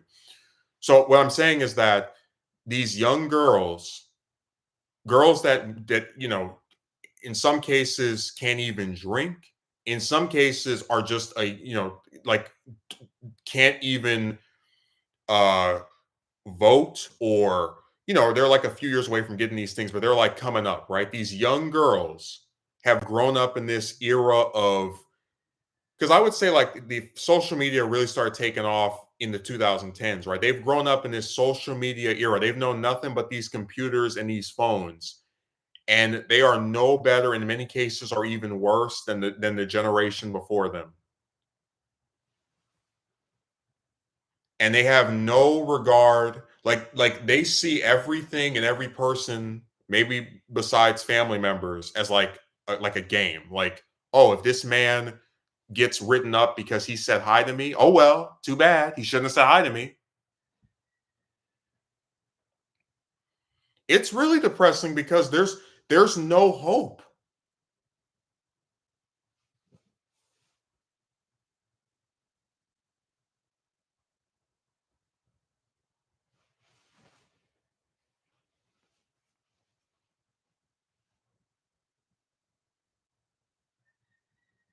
Like I don't like talking about her. I don't like making everything about her. She is not the most important encounter I've had with a woman. She's I'd say the most significant one of the last 2 years, but that's really not saying much. Um, but it's like, look at Mixed Signals Queen. Mixed Signals Queen. is 20. Her and Miss Revolving Door are the same age. And McSignal's queen is someone who did not exist when the 21st century started, is not even originally from the US, in fact. And it's like she comes to America. And the thing about a lot of immigrants is that they're very hardworking. My grandparents on my mother's side were immigrants, and she works this job where she shows up late, sometimes calls out sick at the last minute. When she has breaks, instead of talking to her coworkers, getting to know them, she's mostly staring at her phone. She's mostly just staring at this screen. And one of the few guys that tries to reach out to her and just have a attempt at being friends with her, it blows up in his face so spectacularly because she can't just say, I don't want to do this. And again, it's like, how do we live in an era where people have these devices, all this technological advancement, but when it comes to their morality, their ability to just conduct themselves like adults, it's not even a thing. Like, it's not even possible. Like, this is a girl who almost became a parent, and she doesn't even have enough. Like, she has the courage to bring a kid to try to bring a kid into this world, but not enough courage to tell some guy that she doesn't want to go to the movies with him. And that's the parent, that's the mother to be. Really? Must be some sort of joke.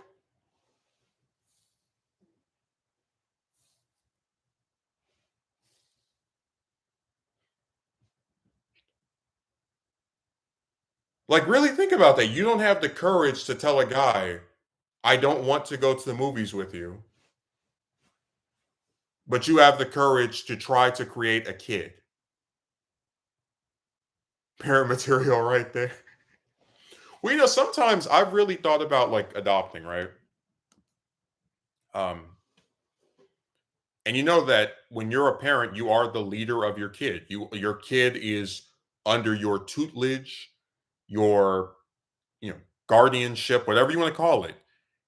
And I don't see how someone can have a kid, can be in a role of authority over another human being, and just not be able to definitively say yes or no. Especially in a controlled environment. It's not like it's not like I'm just some random guy went up to her at some mall and or whatever, and you're like scared. Somebody, it's like you're in a controlled environment where there are cameras everywhere. And a guy asks you, "Hey, do you want to go see a movie?" You agree to it. But that we already talked about what she did to screw it up. But like, if you don't want to do it, what can I do to you?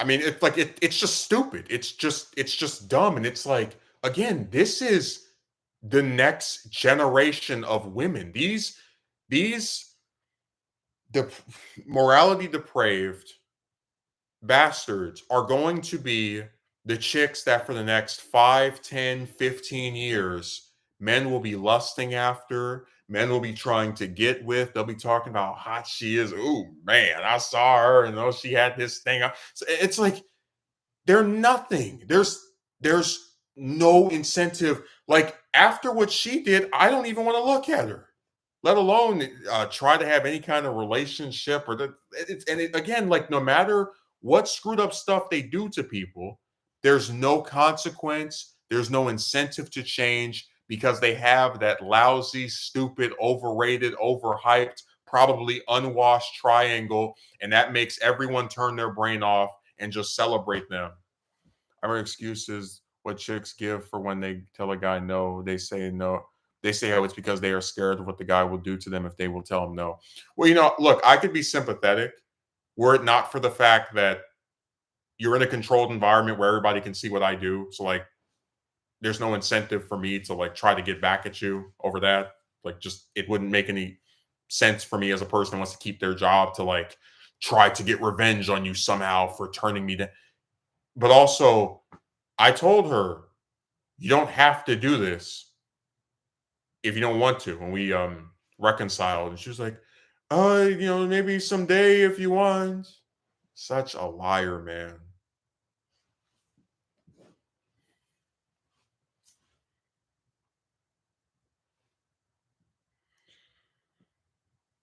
But I have no hope for these chicks. They are a lost cause. Too many of them lie.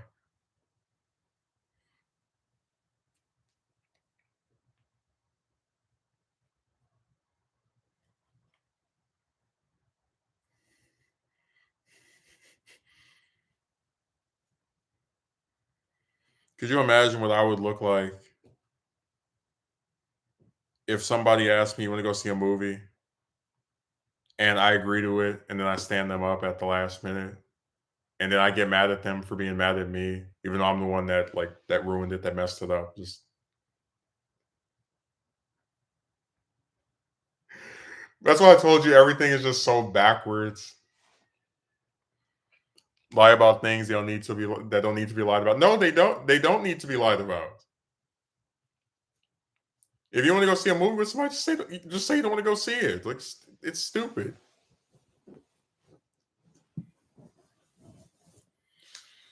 So I said they just do this weird stuff.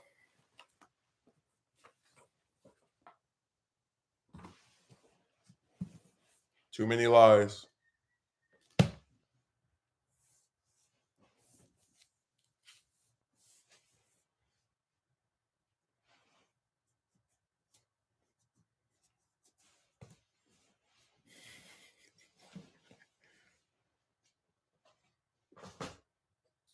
No, this stuff with these girls is actually kind of wild. Like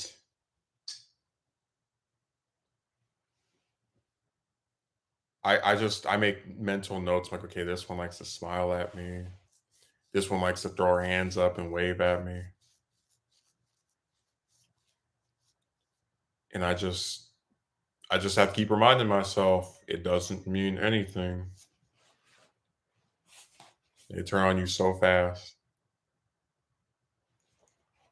I really like you, person that I'm going to try to get in trouble if you do one thing to cross me.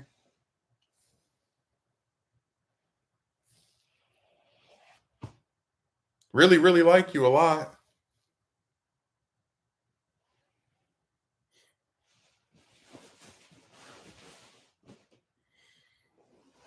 Oh, my foot is going to sleep, damn.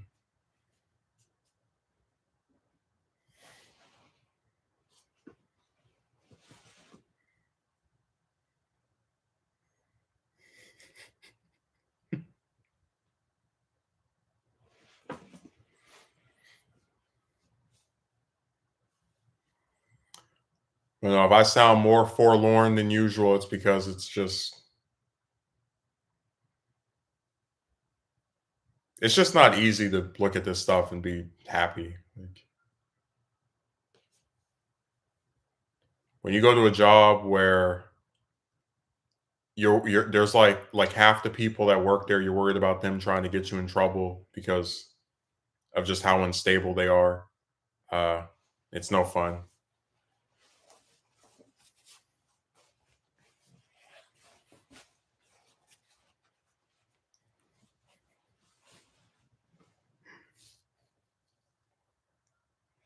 Also, I know that when you watch the which stream was that? The plot twist stream, you thought I was really gross for eating the food, putting it in my pocket and going to the bathroom and chewing it up. And look, all I'm gonna say is I just was really hungry. I there's only a certain amount of absurdity I can put up with, and it just didn't make any sense to me to work somewhere where they make food all day and be starving and like they're not using this food for any actual purpose of feeding people. So it's just either going to go in a little bit of it is either going to go in your stomach or it's all going to go in the trash. So I just went and grabbed 8 pieces, put them right in there, walked to the bathroom, Another thing is the ones that are very open about their flirtatious acts towards you and explicit behavior for 2 days or so before they just don't message you anymore. I mean, hey, you saw the one in that other Discord video. You can come and blank my blank.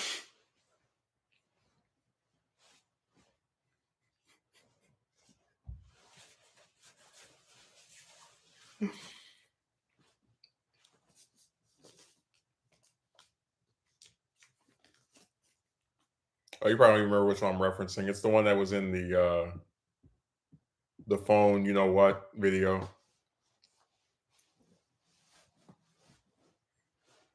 Like that one still sticks out to me because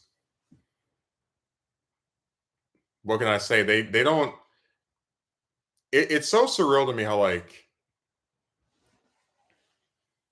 okay, good, but it's so surreal to me how you can talk that way to someone you barely know. Um, like I don't know where I put the full thing. I might have it somewhere in like I really don't know because it's been over what 3 years, but I um I had an interest in just re-listening to that because I was wondering how did it segue into that? You know, like how did it get to that point? I just remember that she was in some like group call and then she left and I was like, "Hey, how come you left? I wanted to still speak to you." And then I don't know which one of us proposed like having the in all likelihood it was probably me that proposed having the like singular call. But I said, "Man, it's crazy how you can have one of them talk to you like that." Say all this romantic stuff, and then she sees your picture. You're not my type. And of course, I don't think I made this as clear in the video, but I was the one that cut her off because I was trying to get another interaction with her, and she kept like delaying it, and she wouldn't give like a definitive time or day of when she would be available. And I was like, okay, this is stupid. I'm not about to sit here and you know keep playing this dumb stuff.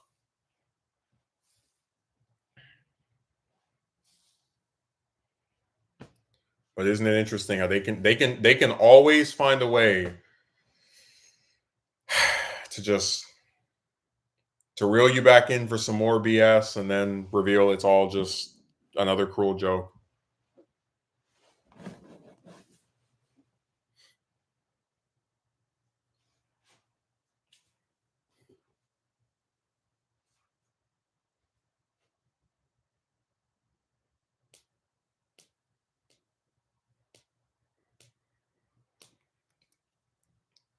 And every time one of them does something stupid, there's always some guy that wasn't even there that's like, you actually did this wrong. And I was like, man, I that's why I didn't do a video on the one that thought I was her ex-boyfriend. I just didn't have the patience. Like I don't I'm sure some crazy guy could, you know, spin that into being my fault, but I don't feel like reading that today. Mm. Let them do that in their own time.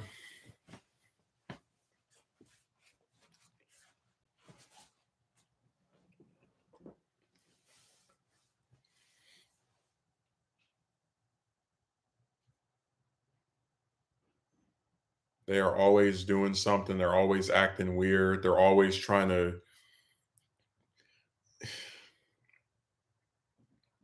Told you, at this point, I just have to keep reminding myself not to take anything seriously with them. Like the only mistake I made with that one from the Discord video was just believing that because she told me all this personal stuff that she was actually trying to get to know me. Mm.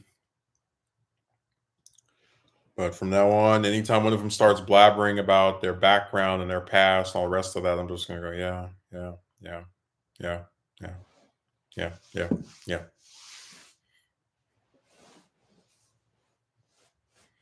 Because, like I said, it means nothing.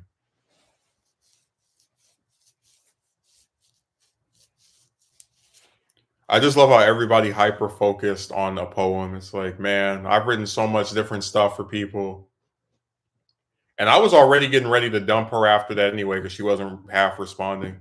Hollow interaction, back and forth. I mean, you see it. Some of these people just Hey, how are you? Fine, how are you? Oh, just a little bored. No response for like 3 days. You see him online. Hey, how are you? Oh, I'm good. You?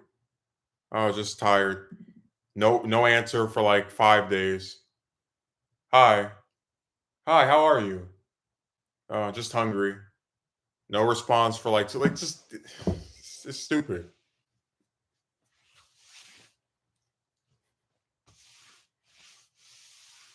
I don't know if you remember there was a girl who I said I think it was I hope you get a good sleep or something to that effect. And she was like, "Are you flirting with me?" I remember I mentioned her in the I'm finished stream. She's still around. She apologized for mistaking me for wanting her apparently, and the interactions have been very hollow. It's always hi, how are you? Blah blah blah blah blah. Remember, if I unfriend her, I'm the bad guy. Remember what Triple L said, I will prematurely cut off a woman who is interested. You're supposed to talk to them forever. You don't you what you thought you could stop speaking to a woman, male? No, I don't think so. You will talk to Triangle for as long as as she wants, and not a moment earlier. Learn your place.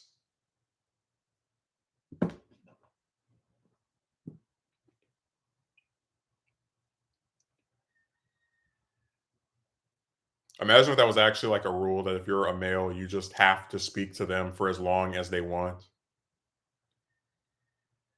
Nobody calls that out. Nobody says anything. But you know what I mean? Like, imagine if there was a rule that if you are male, you have to speak to some broad for as long as she wants, and then the only way you don't speak to her anymore is if she just says like we're done or I don't want to talk to you anymore, or whatever. Like she has to directly say that you can't like you only cannot respond to her if you sent the last message, or if she's like yeah we don't need to talk anymore and frees you from your bondage.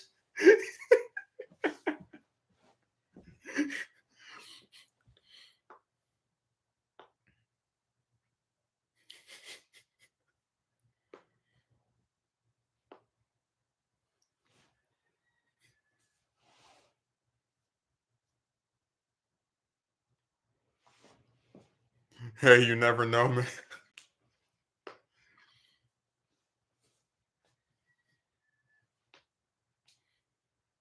Oh, it's that rooster again.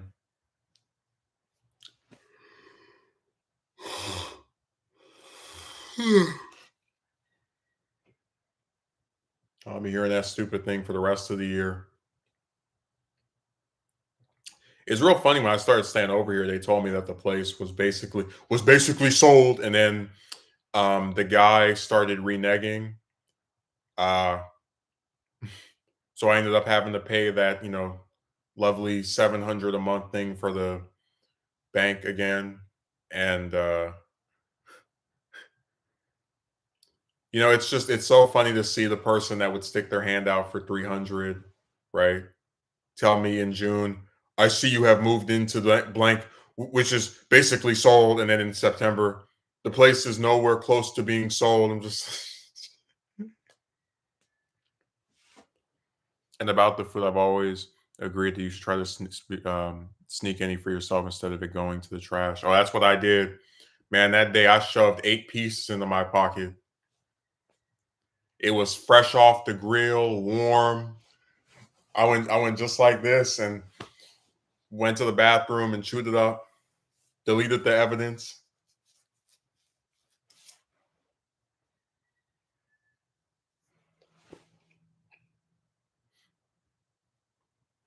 But you get where it's sad that you would even have to do that, right? Like, this is food that they're throwing away. Like, I could see if you're like, at the grill, oh, right, okay, I get it, like, nasty, but you guys are throwing this stuff away. This food is done. Like, no one is going to eat this other than the garbage can.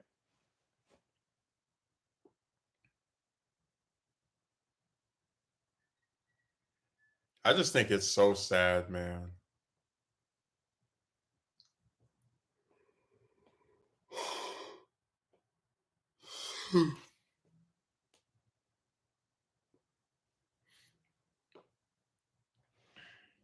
Man, but that day I was just too hungry to care. I had a hole in my stomach.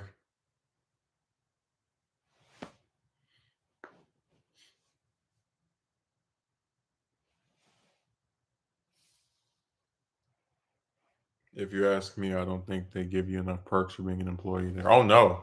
Remember, the only perk you get is a discount that only works at their location. Uh, and that apparently only applies for one combo. So that's pretty much it.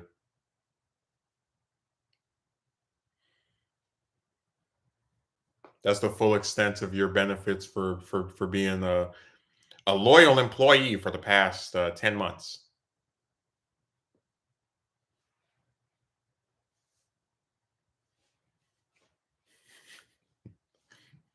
Dude, if I really make a year, which it will be if I'm there until the I think the first week of November. I have to look through the email, but it's the start of November. If I make a year, I'm gonna make a stream that's just like a damn chronological breakdown of my time working there, and it'll be called like the year of work or something.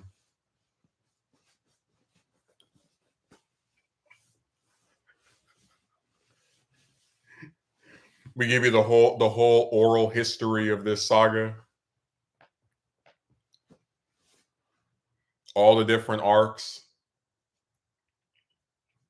the managers that had a certain problem with my complexion.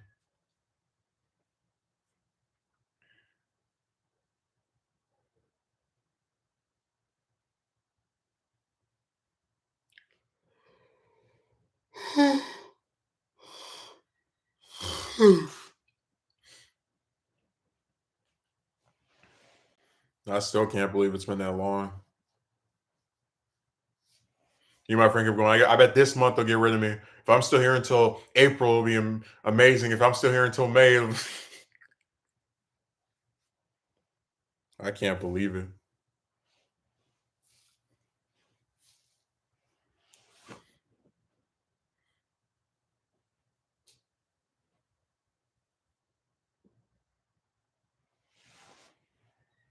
It's good they retained you for this long, even though the shifts aren't stable at all. Man, let me show you an example I'm talking about. For the next 2 Sundays, they have me 3 to 8. So 3 in the afternoon to 8 in the night. Um, and for this upcoming Thursday, they have me 5 to 10:30, and then I'm off Friday. And then next Monday, they have me going in at 8 p.m. and leaving at 1 in the morning. And it's only it's like it's for the next 2 Mondays. Um, God, this stuff just fluctuates so much.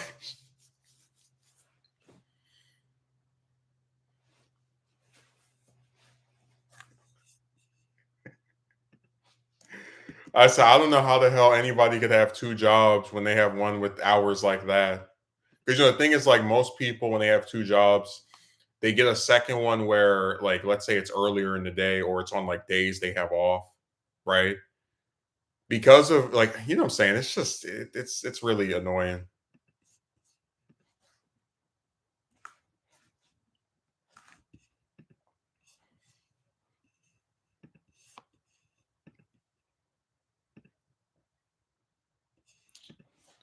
Oh damn.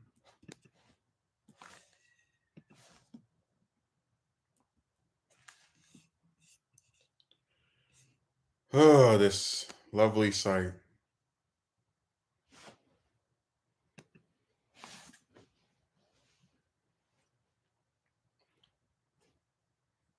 That is the worst part of this job by far. Like, I could take the commute if it weren't for just the hours being all over the place.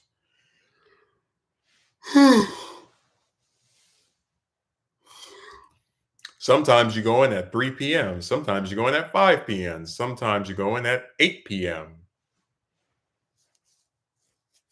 I'm glad they apparently abolished that 11 a.m. shift. That was the worst one. I said, man, what am I doing up here this early? Remember, get off at one in the morning and have to come back up there at eight. You have to like leave at 9 a.m. to get.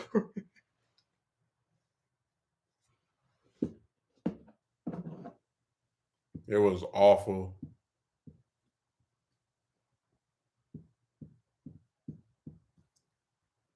I'll always remember that those two shifts from that Wednesday and that Thursday. For Wednesday starting with an arrest and Thursday ending with an accusation.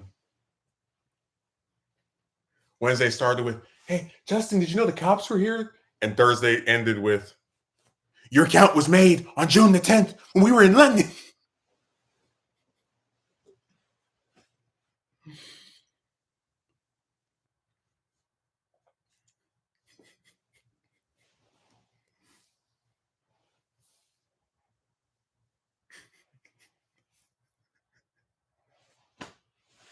I think I told you about my great uncle saying that because I was like, "How did these people? Oh, we didn't know you had a partner all this time. I didn't either." When we were in London, I wish I could go to London. I've never been out of the United States, and I've only been to like 3 different states. So I don't want to leave the U.S. anytime soon.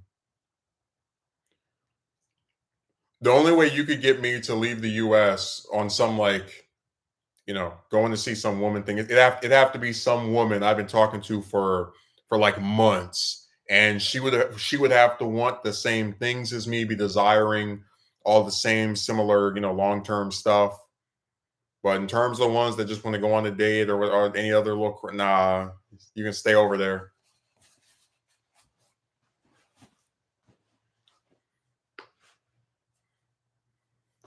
My secret partner.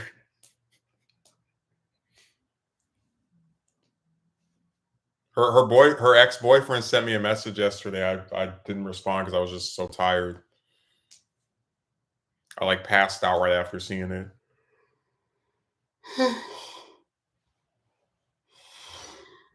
Hmm.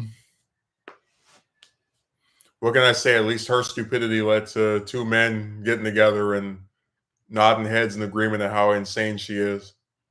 So at least something good came out of it.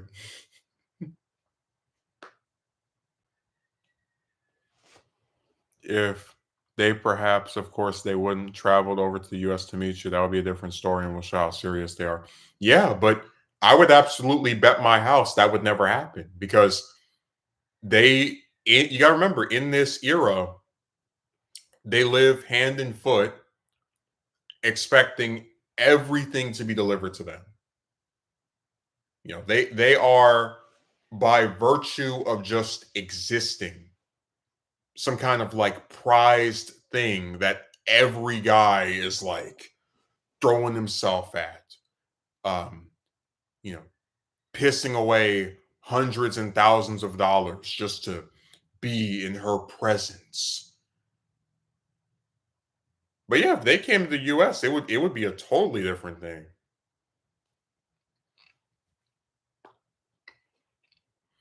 And some of them could if they wanted to. Um, but that's the point. They don't want to because they're not serious.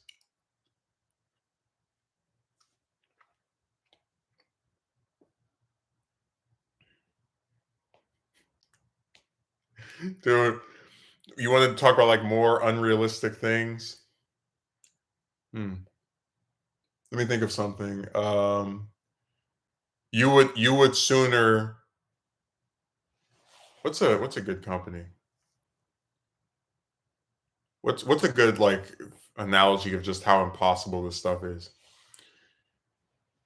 You would sooner see me as the CEO of YouTube than see a woman like fly to the US just to like come and see me and like actually try to forward something. You would sooner see me holding the keys to this whole website than you would see one of them travel over here.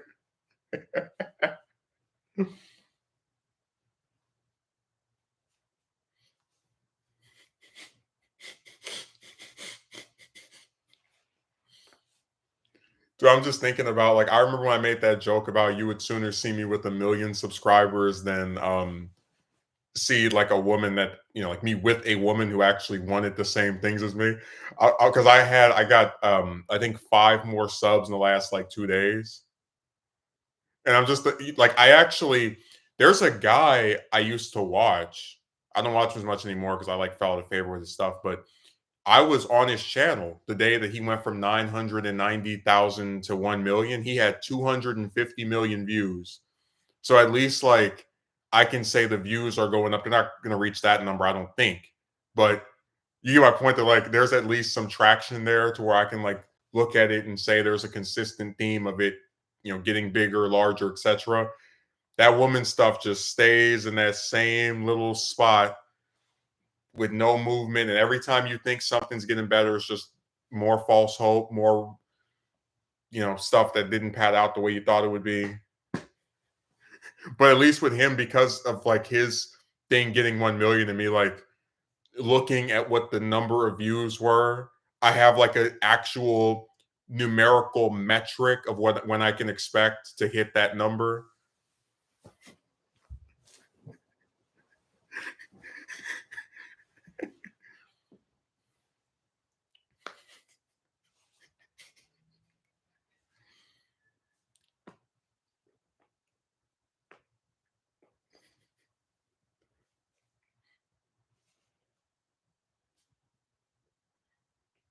I remember when I did We Can't Go Back, I was like, how many women that have you seen like promote do anything for me, like promote my videos?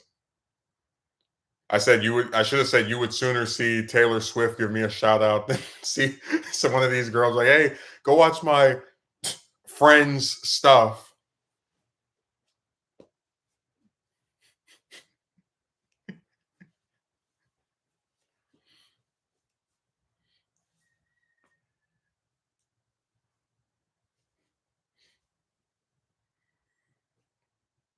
It's really crazy.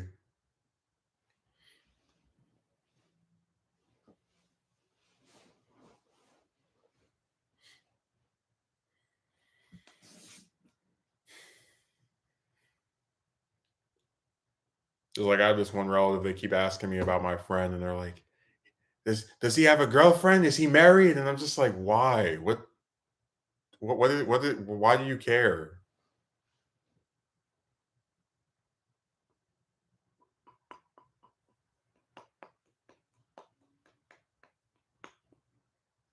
And the problem is you can't sit them down and explain, look, people who would like to be married, who would like to be with a woman, it's not that easy. You can't just snap your fingers and now you're with somebody. Like I wish I could just go to the mall or some other hangout area and meet someone, but that really seems to be the only thing that chicks can do. If you're a guy, you gotta go on all the dating websites and travel across the world and all this other stupid stuff just to get the tiniest bits of interactions with it's all just nuts.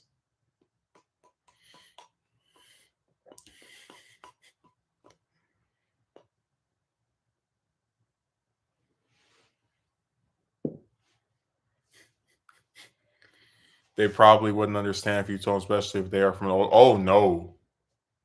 I've had like 2 or 3 of them. I've tried to sit down and go, listen, this is how this is, and then oh, if you just keep trying, and I was just, man.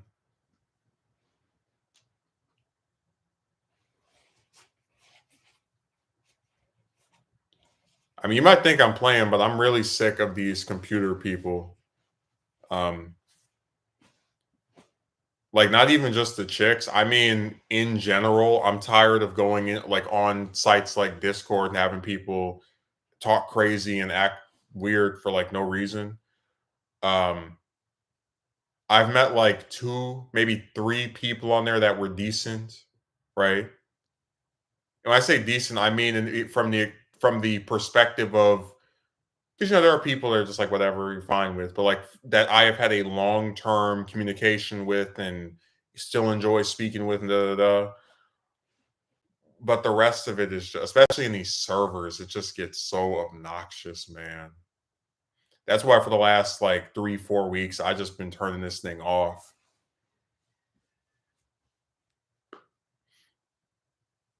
Like because like internet people have been so bad, they've been making me gravitate towards some real life people. Like there's this one guy at my job I've been texting for like the last few days.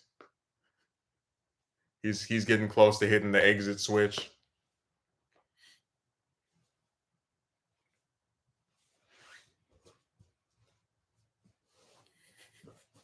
He's on his way out the door. I was actually thinking, because if he doesn't work there anymore, I don't have to worry about him trying to like, I mean, I don't think he would, but I always have like that caution. Uh I get along so well with him. I actually would consider trying to like have him come and do a stream with me.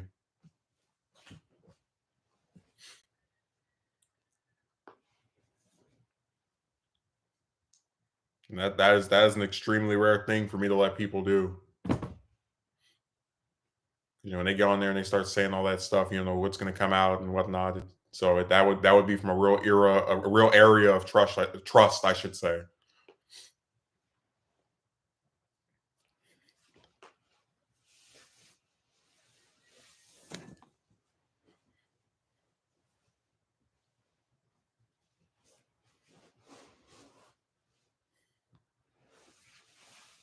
I'm still kicking myself for not for forget. I really, I must have had just so much stuff happening this past year, to forget about the thing with the relative and the whole, um, New Year's Day calling the boyfriend on FaceTime and the naked woman answers and shows her chest and then her back. I was wondering, like, how did I forget that? But then I thought it was because I haven't really been seeing that person at all since last year, like at least in person. Um, so they haven't really been at the forefront of my mind. So maybe like that particular thing just kind of got swept to the back burner. But man,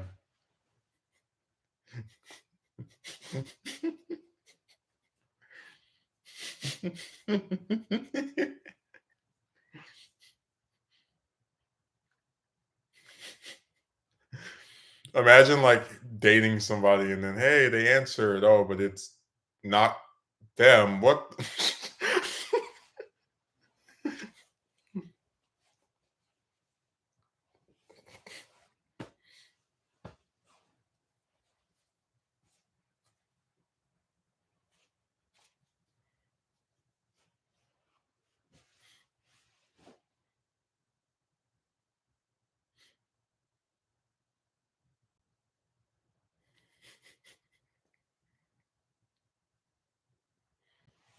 If I was over there, I'd definitely be down to hang out with you. I don't think so. Would be so cool. Trust me, a lot of people say they like me, and I get my nice big twist surprise at some later point. Mm.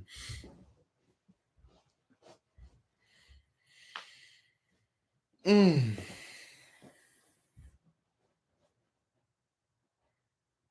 I always say proceed with caution. No, because like I told you with mixed signals, Queen, I thought I was going to go to the movies with that dingbat, and then didn't turn out the way I thought it would be, or that I expected it to be. I have a lot of people at my job who give me all types of compliments. You're one of the nicest people that works here. But in terms of, hey, is this person going to reach out to me? Are they going to try to get to know me outside of here? I just don't see it.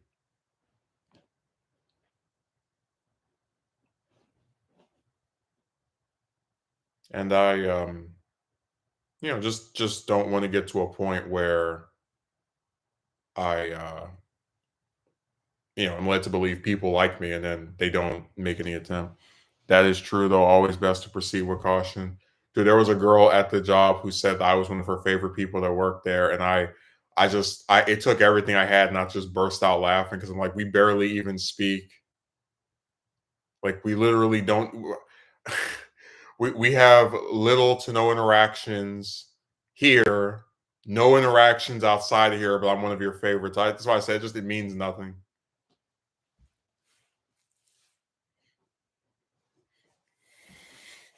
Remember I told you about the one girl that said we were friends because she wanted me to tell her about mixed signals queen. I'm just like, think about who are you trying to fool? Like, they must. I told you that I thought mixed signals queen made me look like the biggest liar and fool in the history of the state of California, but they must really think I'm just an extremely gullible, dumb person to believe that they like me or care about me or any of this other, you know, nonsense. Like, hey, person I don't talk to outside of when I'm here, we are friends.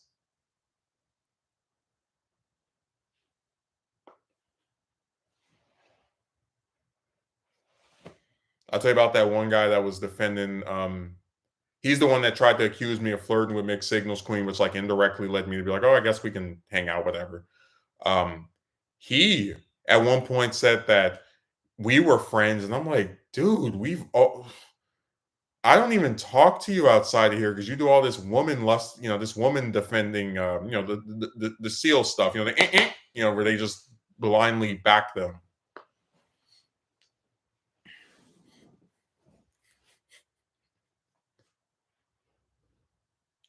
I'm telling you, I'll never forget that night when I took him or like drove him from the job, and he sat up there and was talking about, maybe if I had my own car, maybe if I had my own place, maybe if I had my own dog, I'd have a woman. And I was just like, oh my God. And I told you he tried to. This is back when I was still staying with the other relative. He was like, "Oh, if you had your own place, there are a lot of guys who have their own." And I was like thinking to myself, "Man, we've heard this all before. Like it. This is why I said that self improvement stuff is just a constant like stream of always blaming yourself for something dumb. Like, you put, LOL. Like, think about this. You can't get a woman because you don't have your own ride. You don't have, remember the guy was like, you don't have a driver's license. Uh, Even though I had one for years, just no car. And then you get the car. You can't get a woman because you don't have your own place. And then you have your own place. You can't get a woman because enter new reason here. I mean, it never stops.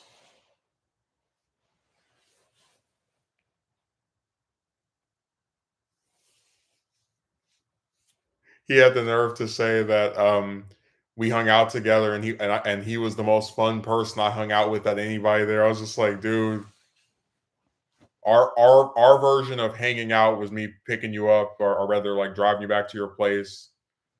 And I had two other people there who I actually came to that area to go see or have reached out way more. The delusion, man.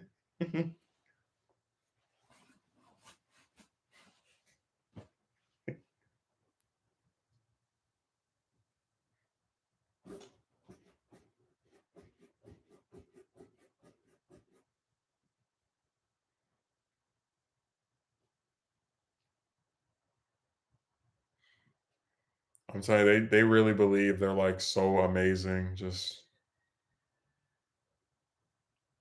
I was the most fun person you hung out with. No, you were not. Not even close.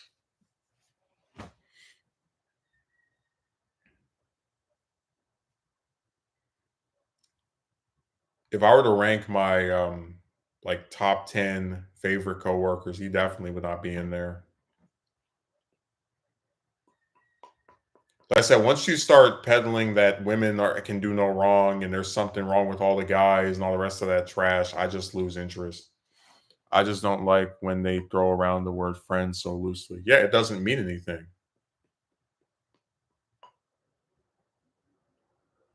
There was a girl on Discord that's like, "Oh, we can be friends." I was like, I'm good.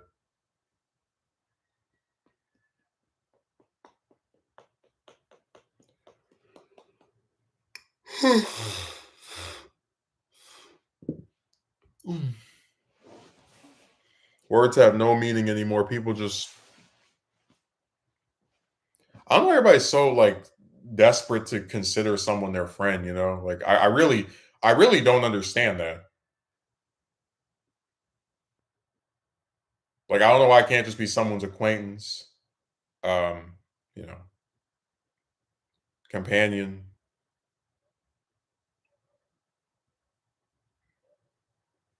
Because I've always been very, especially with like the people that I work with, like I always just see a lot of guys just as coworkers, a lot of the chicks as coworkers slash poison. So I'm always just sitting there like, okay, hello, how are you, etc.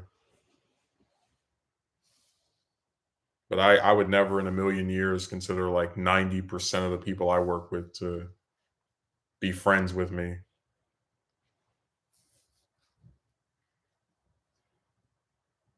Like I said, there's only one guy since I started working there that I've like really aggressively tried to have anything to do with. The rest of them,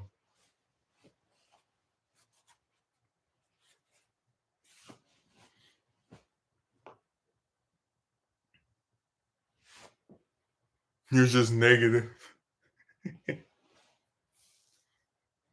I'm negative for a good reason. I mean, what can I say when you put effort into having something to do with somebody else and it just blows up in your face, you're probably not going to be that inclined to just jump in, right, like right back into the to that stuff. You have a negative outlook on, yeah. I'm very negative. Very, very negative.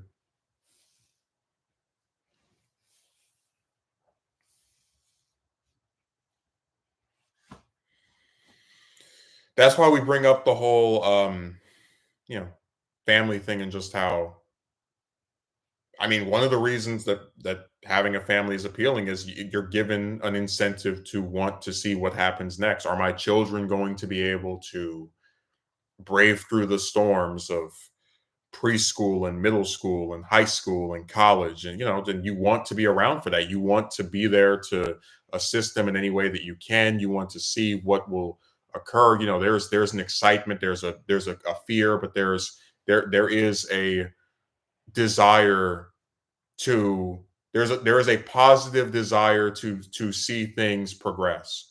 When you sit there and you know that every year that your attempts to try and get a partner are going to end up the exact same as they've always been, and every year you're just wondering, what person have I known and liked and in many cases loved is going to die next, then you're not excited for the future at all.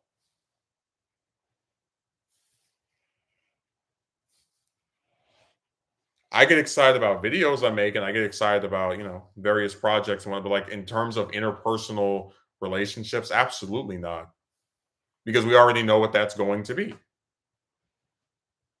Like, I'm just telling you the truth. We're gonna have some new broad. It could be in another month, 2, 3 months, maybe even next year at some point, but there will be some new woman, and you know there I'll have some serious interactions with her on, maybe online, most likely online. It could be somebody in person. And after it goes south, I'll most likely do a video about how, she wasted my time and treated me like crap and da, da, da, and like, what was the point of this? And there will be some guys or some set of guys that come on there like, you did this wrong and you should just admit that you don't know what you're doing and you are ugly. I mean, it goes on forever and ever and ever. That is the full extent of trying to have any type of relationship with a woman at this point. That's it. That's the whole saga already outlined for you, done like dinner.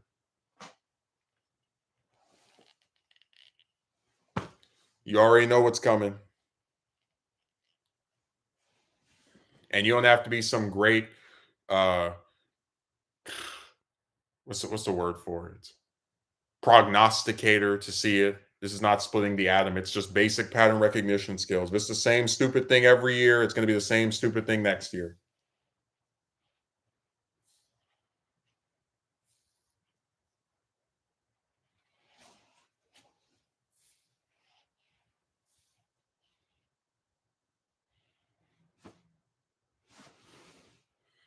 Every single year.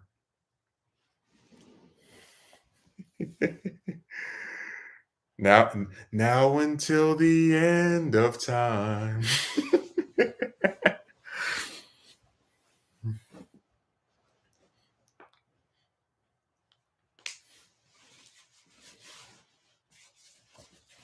One fate. I like when you touched on the family situation, how there is very little desire and motivation to pursue a woman if your end goal keeps getting shot down. Well, yeah, because look, I'm talking in terms of realism, and like you might get mad at me for saying this, but and I don't enjoy saying this. I hope you know I'm not trying to insult you. I hope, and if it comes across as an insult, I apologize in advance. I'm very sincere when I say this. If you have had a difficult time for years getting a date or having some kind of relationship with a woman, then it stands to reason that if we're being because we know you're not going to just one year magically have all of these different chicks coming to all that stupid just nonsense that these people peddle, right? Realistically, you're going to have maybe a handful of partners if we're being positive and we're going off this idea that just eventually someone will come along and like you, all that stuff they say. So in guaranteeing that you're going to have a few partners, maybe two, three, four, right, some singular digit number, and I believe that of myself. If I'm being optimistic, personally, I would just say whatever. Okay, whatever. I'll get into that later. But you're going to have a couple of partners, a few partners.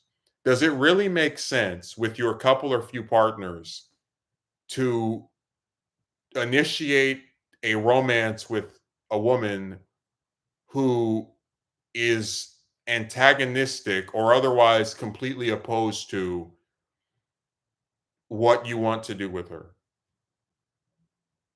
Like, if you only can have two girlfriends, three, four, five, right, throughout your entire life, why would you want to date somebody that is against your long term goals?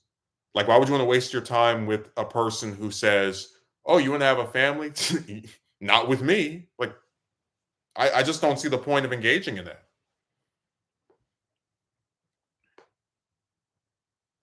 Like, I really don't understand what the purpose of that is. I don't.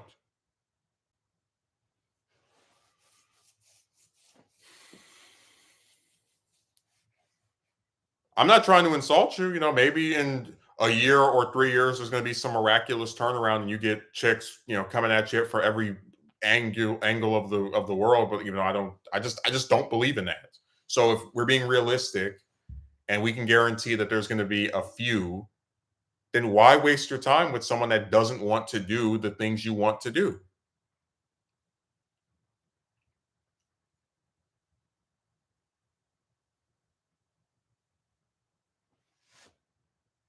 I honestly don't believe in that too.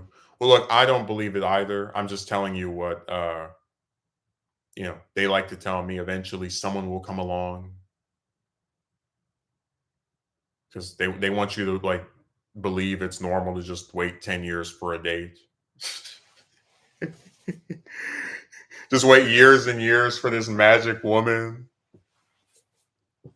who, if it ends badly, they're going to blame you for the thing ending the way it did because it's always the man's fault no matter what.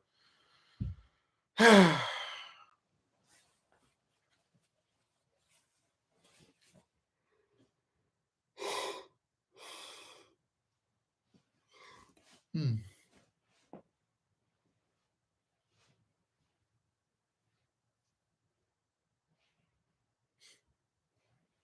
But no, if you don't believe it, that's fine. I'm just trying to give you the most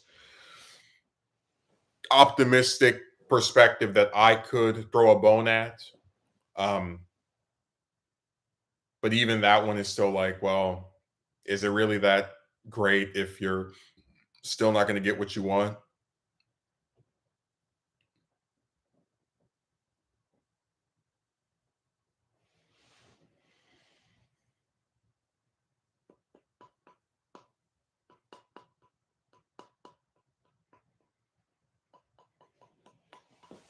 It's very logical and realistic standpoint.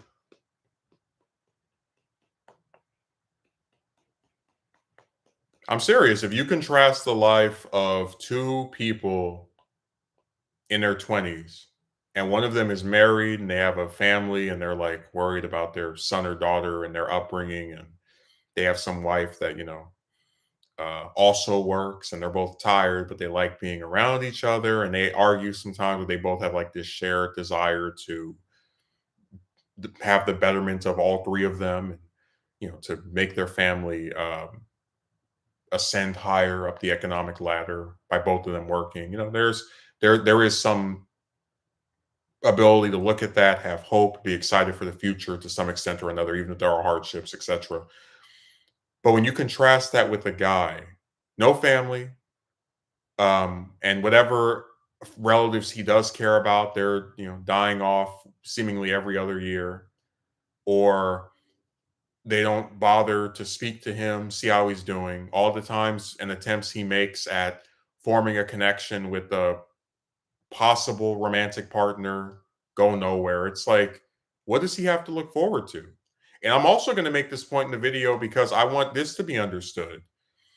I talked about the 49-year-old living paycheck to paycheck, and it's like, again, that's the kind of thing I'm okay with at this point because it's only been going for, the last like year or 2 years or whatever. But I tried to explain this. The average American life expectancy is mid 70s, late 70s. So that means by the time you are in your late 30s, you have lived half of your life. So if you're 49 or 50 or whatever and you're still barely making it, what are you waiting for? Like what are you hoping is going to change? What do you think you're going to get like 10 years of not having to do that and then just croak? Like what are you really excited for that? None of us are getting any younger either, so all this time is passing by. And of course, the family members we care about are going to be around forever. Trust me, I'm aware of my own mortality.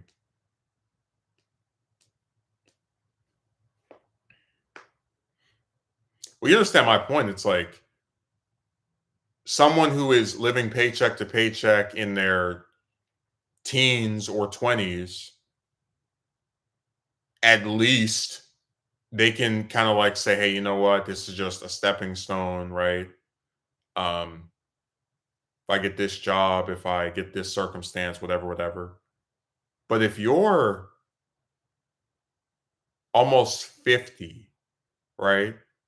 And you still have not achieved financial stability, what the hell are you waiting for? Like what do you think is going to happen?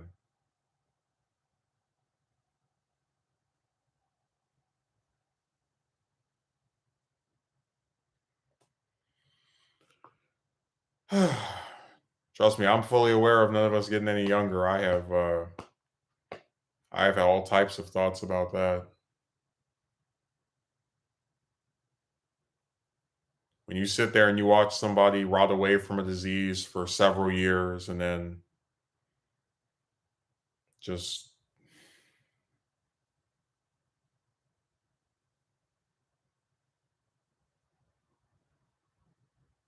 I'm well acquainted with the fleetingness of life. But I do wonder how many of these chicks are aware of that. When they sit there and talk to 10, 20, 30, 40 guys, like how many of them actually are like, hey, I don't, why am I wasting everybody's time like this? I don't want any of them.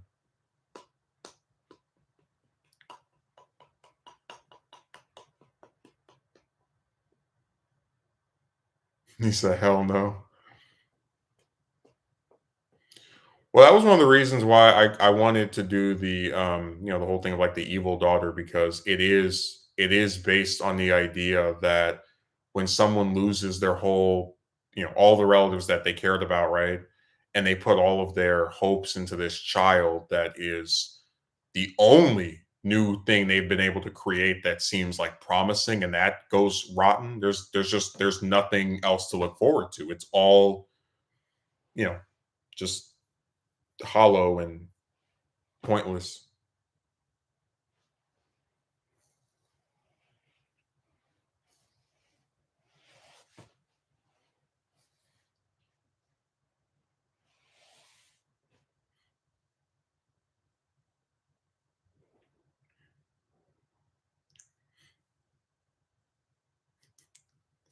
I was thinking about in the script just how I had these. I always try to like make references to other videos because it's all part of that same saga, right? Um, and I had the section where I'm talking about like all the different passings and whatnot, and I'm like, hey, people can you talk about moving on and whatnot. It's like some we all have our different ideas of that, like grief or whatever doesn't stop me from just working a job or doing whatever day-to-day things I need to supposedly survive. But it's difficult to when you have someone who you don't see, but you just can't stop thinking about them. Um, it is it can be very unpleasant. And when you live your entire life with a person and all of a sudden they're not there anymore, uh, and you can still see them standing next to you, still hear their voice in the back of your head, shout at the sky asking why are they dead. I mean, it just sucks. That's why I have the line. It wasn't that long ago that everything started crumbling, leaving nothing.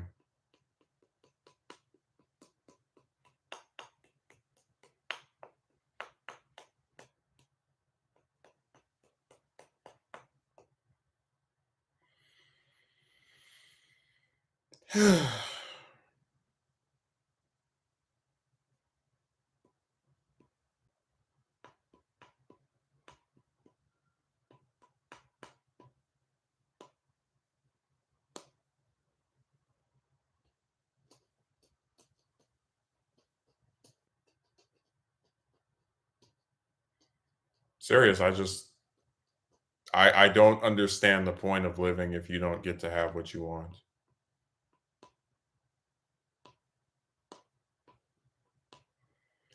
I told you I made peace a long time ago with the whole like, you will not be famous online or any other so like whatever, whatever.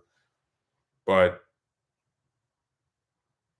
when you are denied having a job, which I was for a long time, when you're denied having the ability to just, have relationships with people. Hey, let's go somewhere, let's hang out.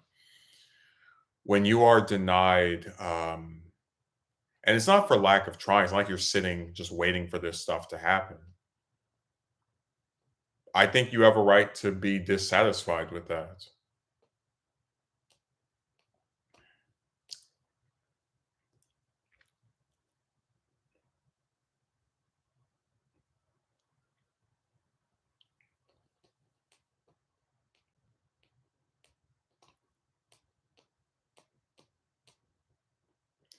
And like, I'd hate to ask you something like this, but because I have people who they like to pretend they can't understand why somebody would just not want to live anymore. I asked the question, what is the point of living if everyone you care about is either deceased or not around anywhere near as much as you'd want them to be around?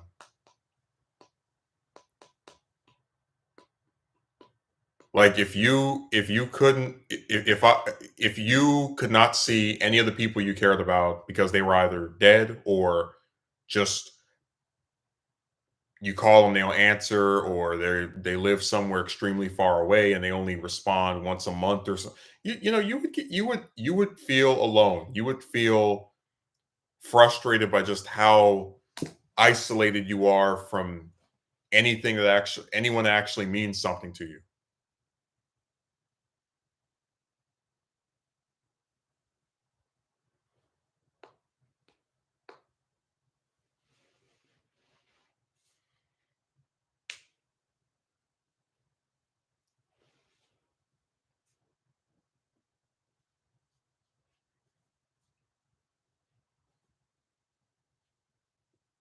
And it's just really irritating because I didn't feel that way, you know, 3 years ago, 7 years ago. I mean, it's like the chick thing was always something that plagued me. Uh, it's just but like it's just unfortunately I can't answer that, but I will certainly understand that and have experienced a part of that too. It's a very dark place. Well, no, I'm not trying to like get you to think of something that makes you uncomfortable. I'm just saying that so much of the enjoyment that a person gets out of life, and I try to explain this, we don't exist in a vacuum, right? So like if you are deprived of the people who you enjoy the presence of the most out of anyone, who you feel the most comfortable with, things just are not,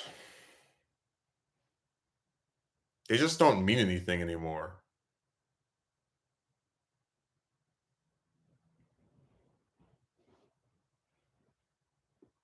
It's the truth. Like what's the point of living if those that you couldn't live without are not there? Like I said, I mostly just, want to do projects and other little, you know, things like that. But I'm certainly not sticking around for the possibility of getting with a woman. I can tell you that. Those ambitions died a long time ago.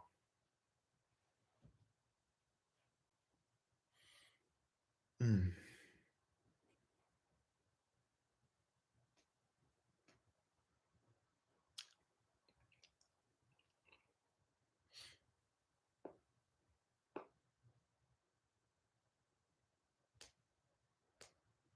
Telling you, it was I never thought I'd get to the point where I just didn't care about like any holidays, any special occasions. Just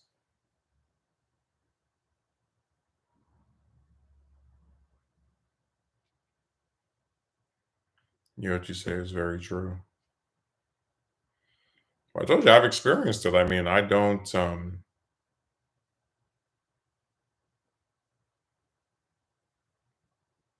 I go to my job, I make some jokes. Um, but you come back here, you watch your video, you make a video, and you feel the continuous recurring theme of being by yourself. And you try to starve it, you try to stave it off, right? Okay, I'll go and see this person, right? Hang out with them, call them, send them a text message, right? Ooh, somebody wrote something to me. But you remember there was a time where you could just go in another room and here's this person watching TV and you could sit there and they could talk to you about this, that, or the other thing. And if they wanted to go to some store, you could go with them and you guys could go in there and hang out all day and be driving around here, driving there. And like I never felt even during the chick thing, it was lame not having a girlfriend, whatever. Everybody knows how crappy that can be. But I never felt back then that I was just alone. Like I was just out in as this insulated figure who is you know, not going to have any type of stable, meaningful relationships, be they platonic or romantic at all, Like I'll have people who say they like me, I'll hear from them once a month, right? Um, if I have a coworker who says they like me, I'll see them at my job every maybe like once a week, twice a week. But in terms of just having a continuous person that you get to do stuff with and just, set of people you do, it's dead.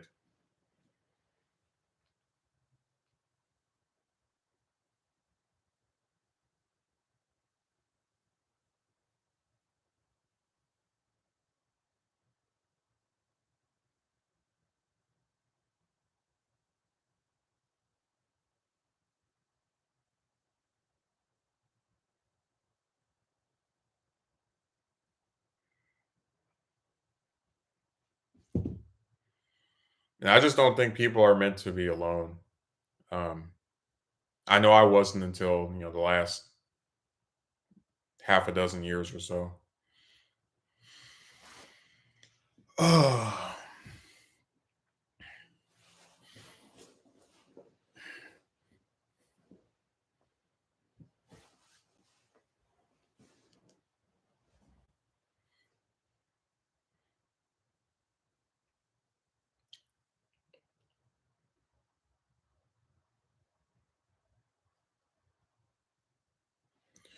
Well, Magoo, you have anything else left to say? Because I am getting kind of tired.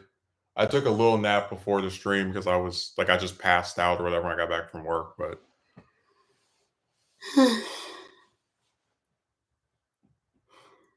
Mm. It's truly depressing. And at times, I do feel envious when I see how others are with their friends slash family members or partners. Yeah, because like I said, it doesn't have to be this way. Like, who decided you just will have nothing or will never get to have any of that advancement? Like, who picked that for you? Who gave you that fate? You certainly didn't. Like, I would be the first one to admit culpability if I just sat in this like one corner and didn't like reach out and try to advance these ideas. But it's like, how many times can you just keep starting over with these different chicks and like getting nothing, and then just, I guess I'll just try again. That lack of having those kind of relationships and just consistently being alone and have nothing. I'm just sick of it. I really am.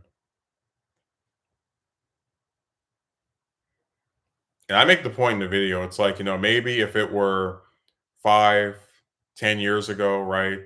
I'd be more open to this woman from other country that doesn't want kids nonsense, right? But at this point, it's just not enough. Like when you've been alone for so long, you don't get excited at someone, feigning interest and then having like 50 different stipulations or things that, make them unappealing already. Like they're a day late and a dollar short. That was the phrase I used because it's not enough. Maybe it would have been enough years ago, but not anymore.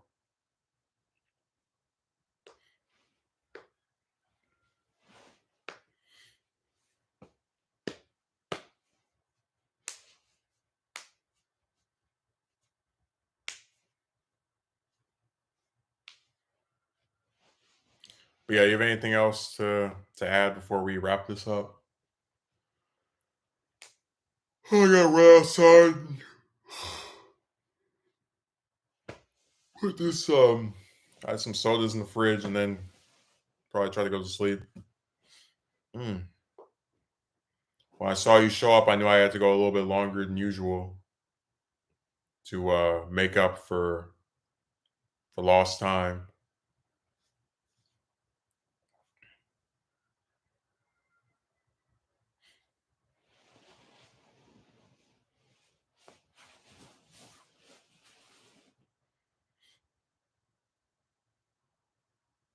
Anything left to say?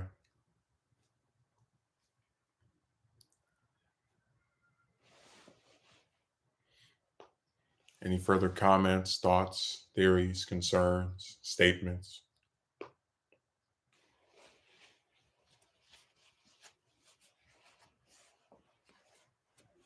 Oh man.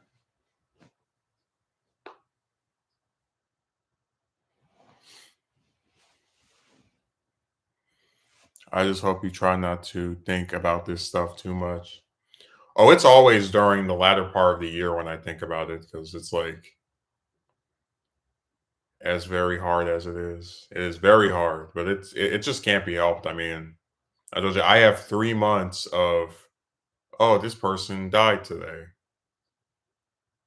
Oh, it would have been this person's da, da, da.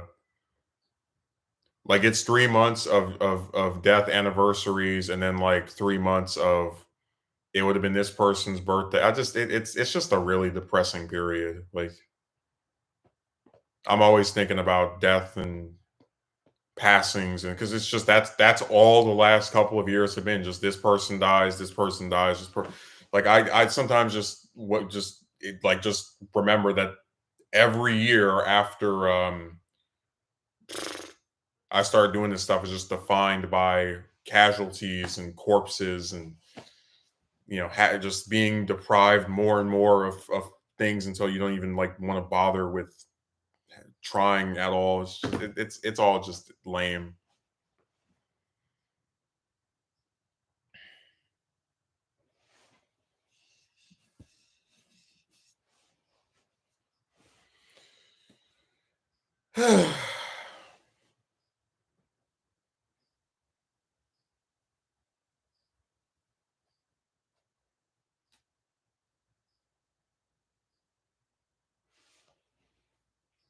Hope you take care. I do look forward to your upcoming videos.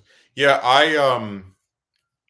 I should have the other one, the one I was telling you about.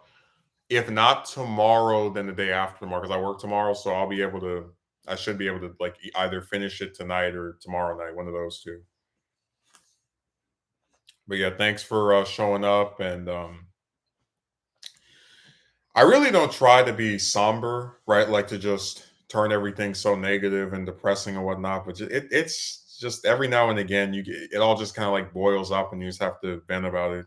Just things should be better than they are, both in terms of economic stuff and just the way that people are with regard to relationships. But unfortunately, they're just not. I mean, people are incapable of making things better for others and in many cases themselves, and as a result we're all worse off for it. So thanks for showing up, and I will be back on Saturday. So I hope to see you then, and have a good rest of your of our mournful Monday.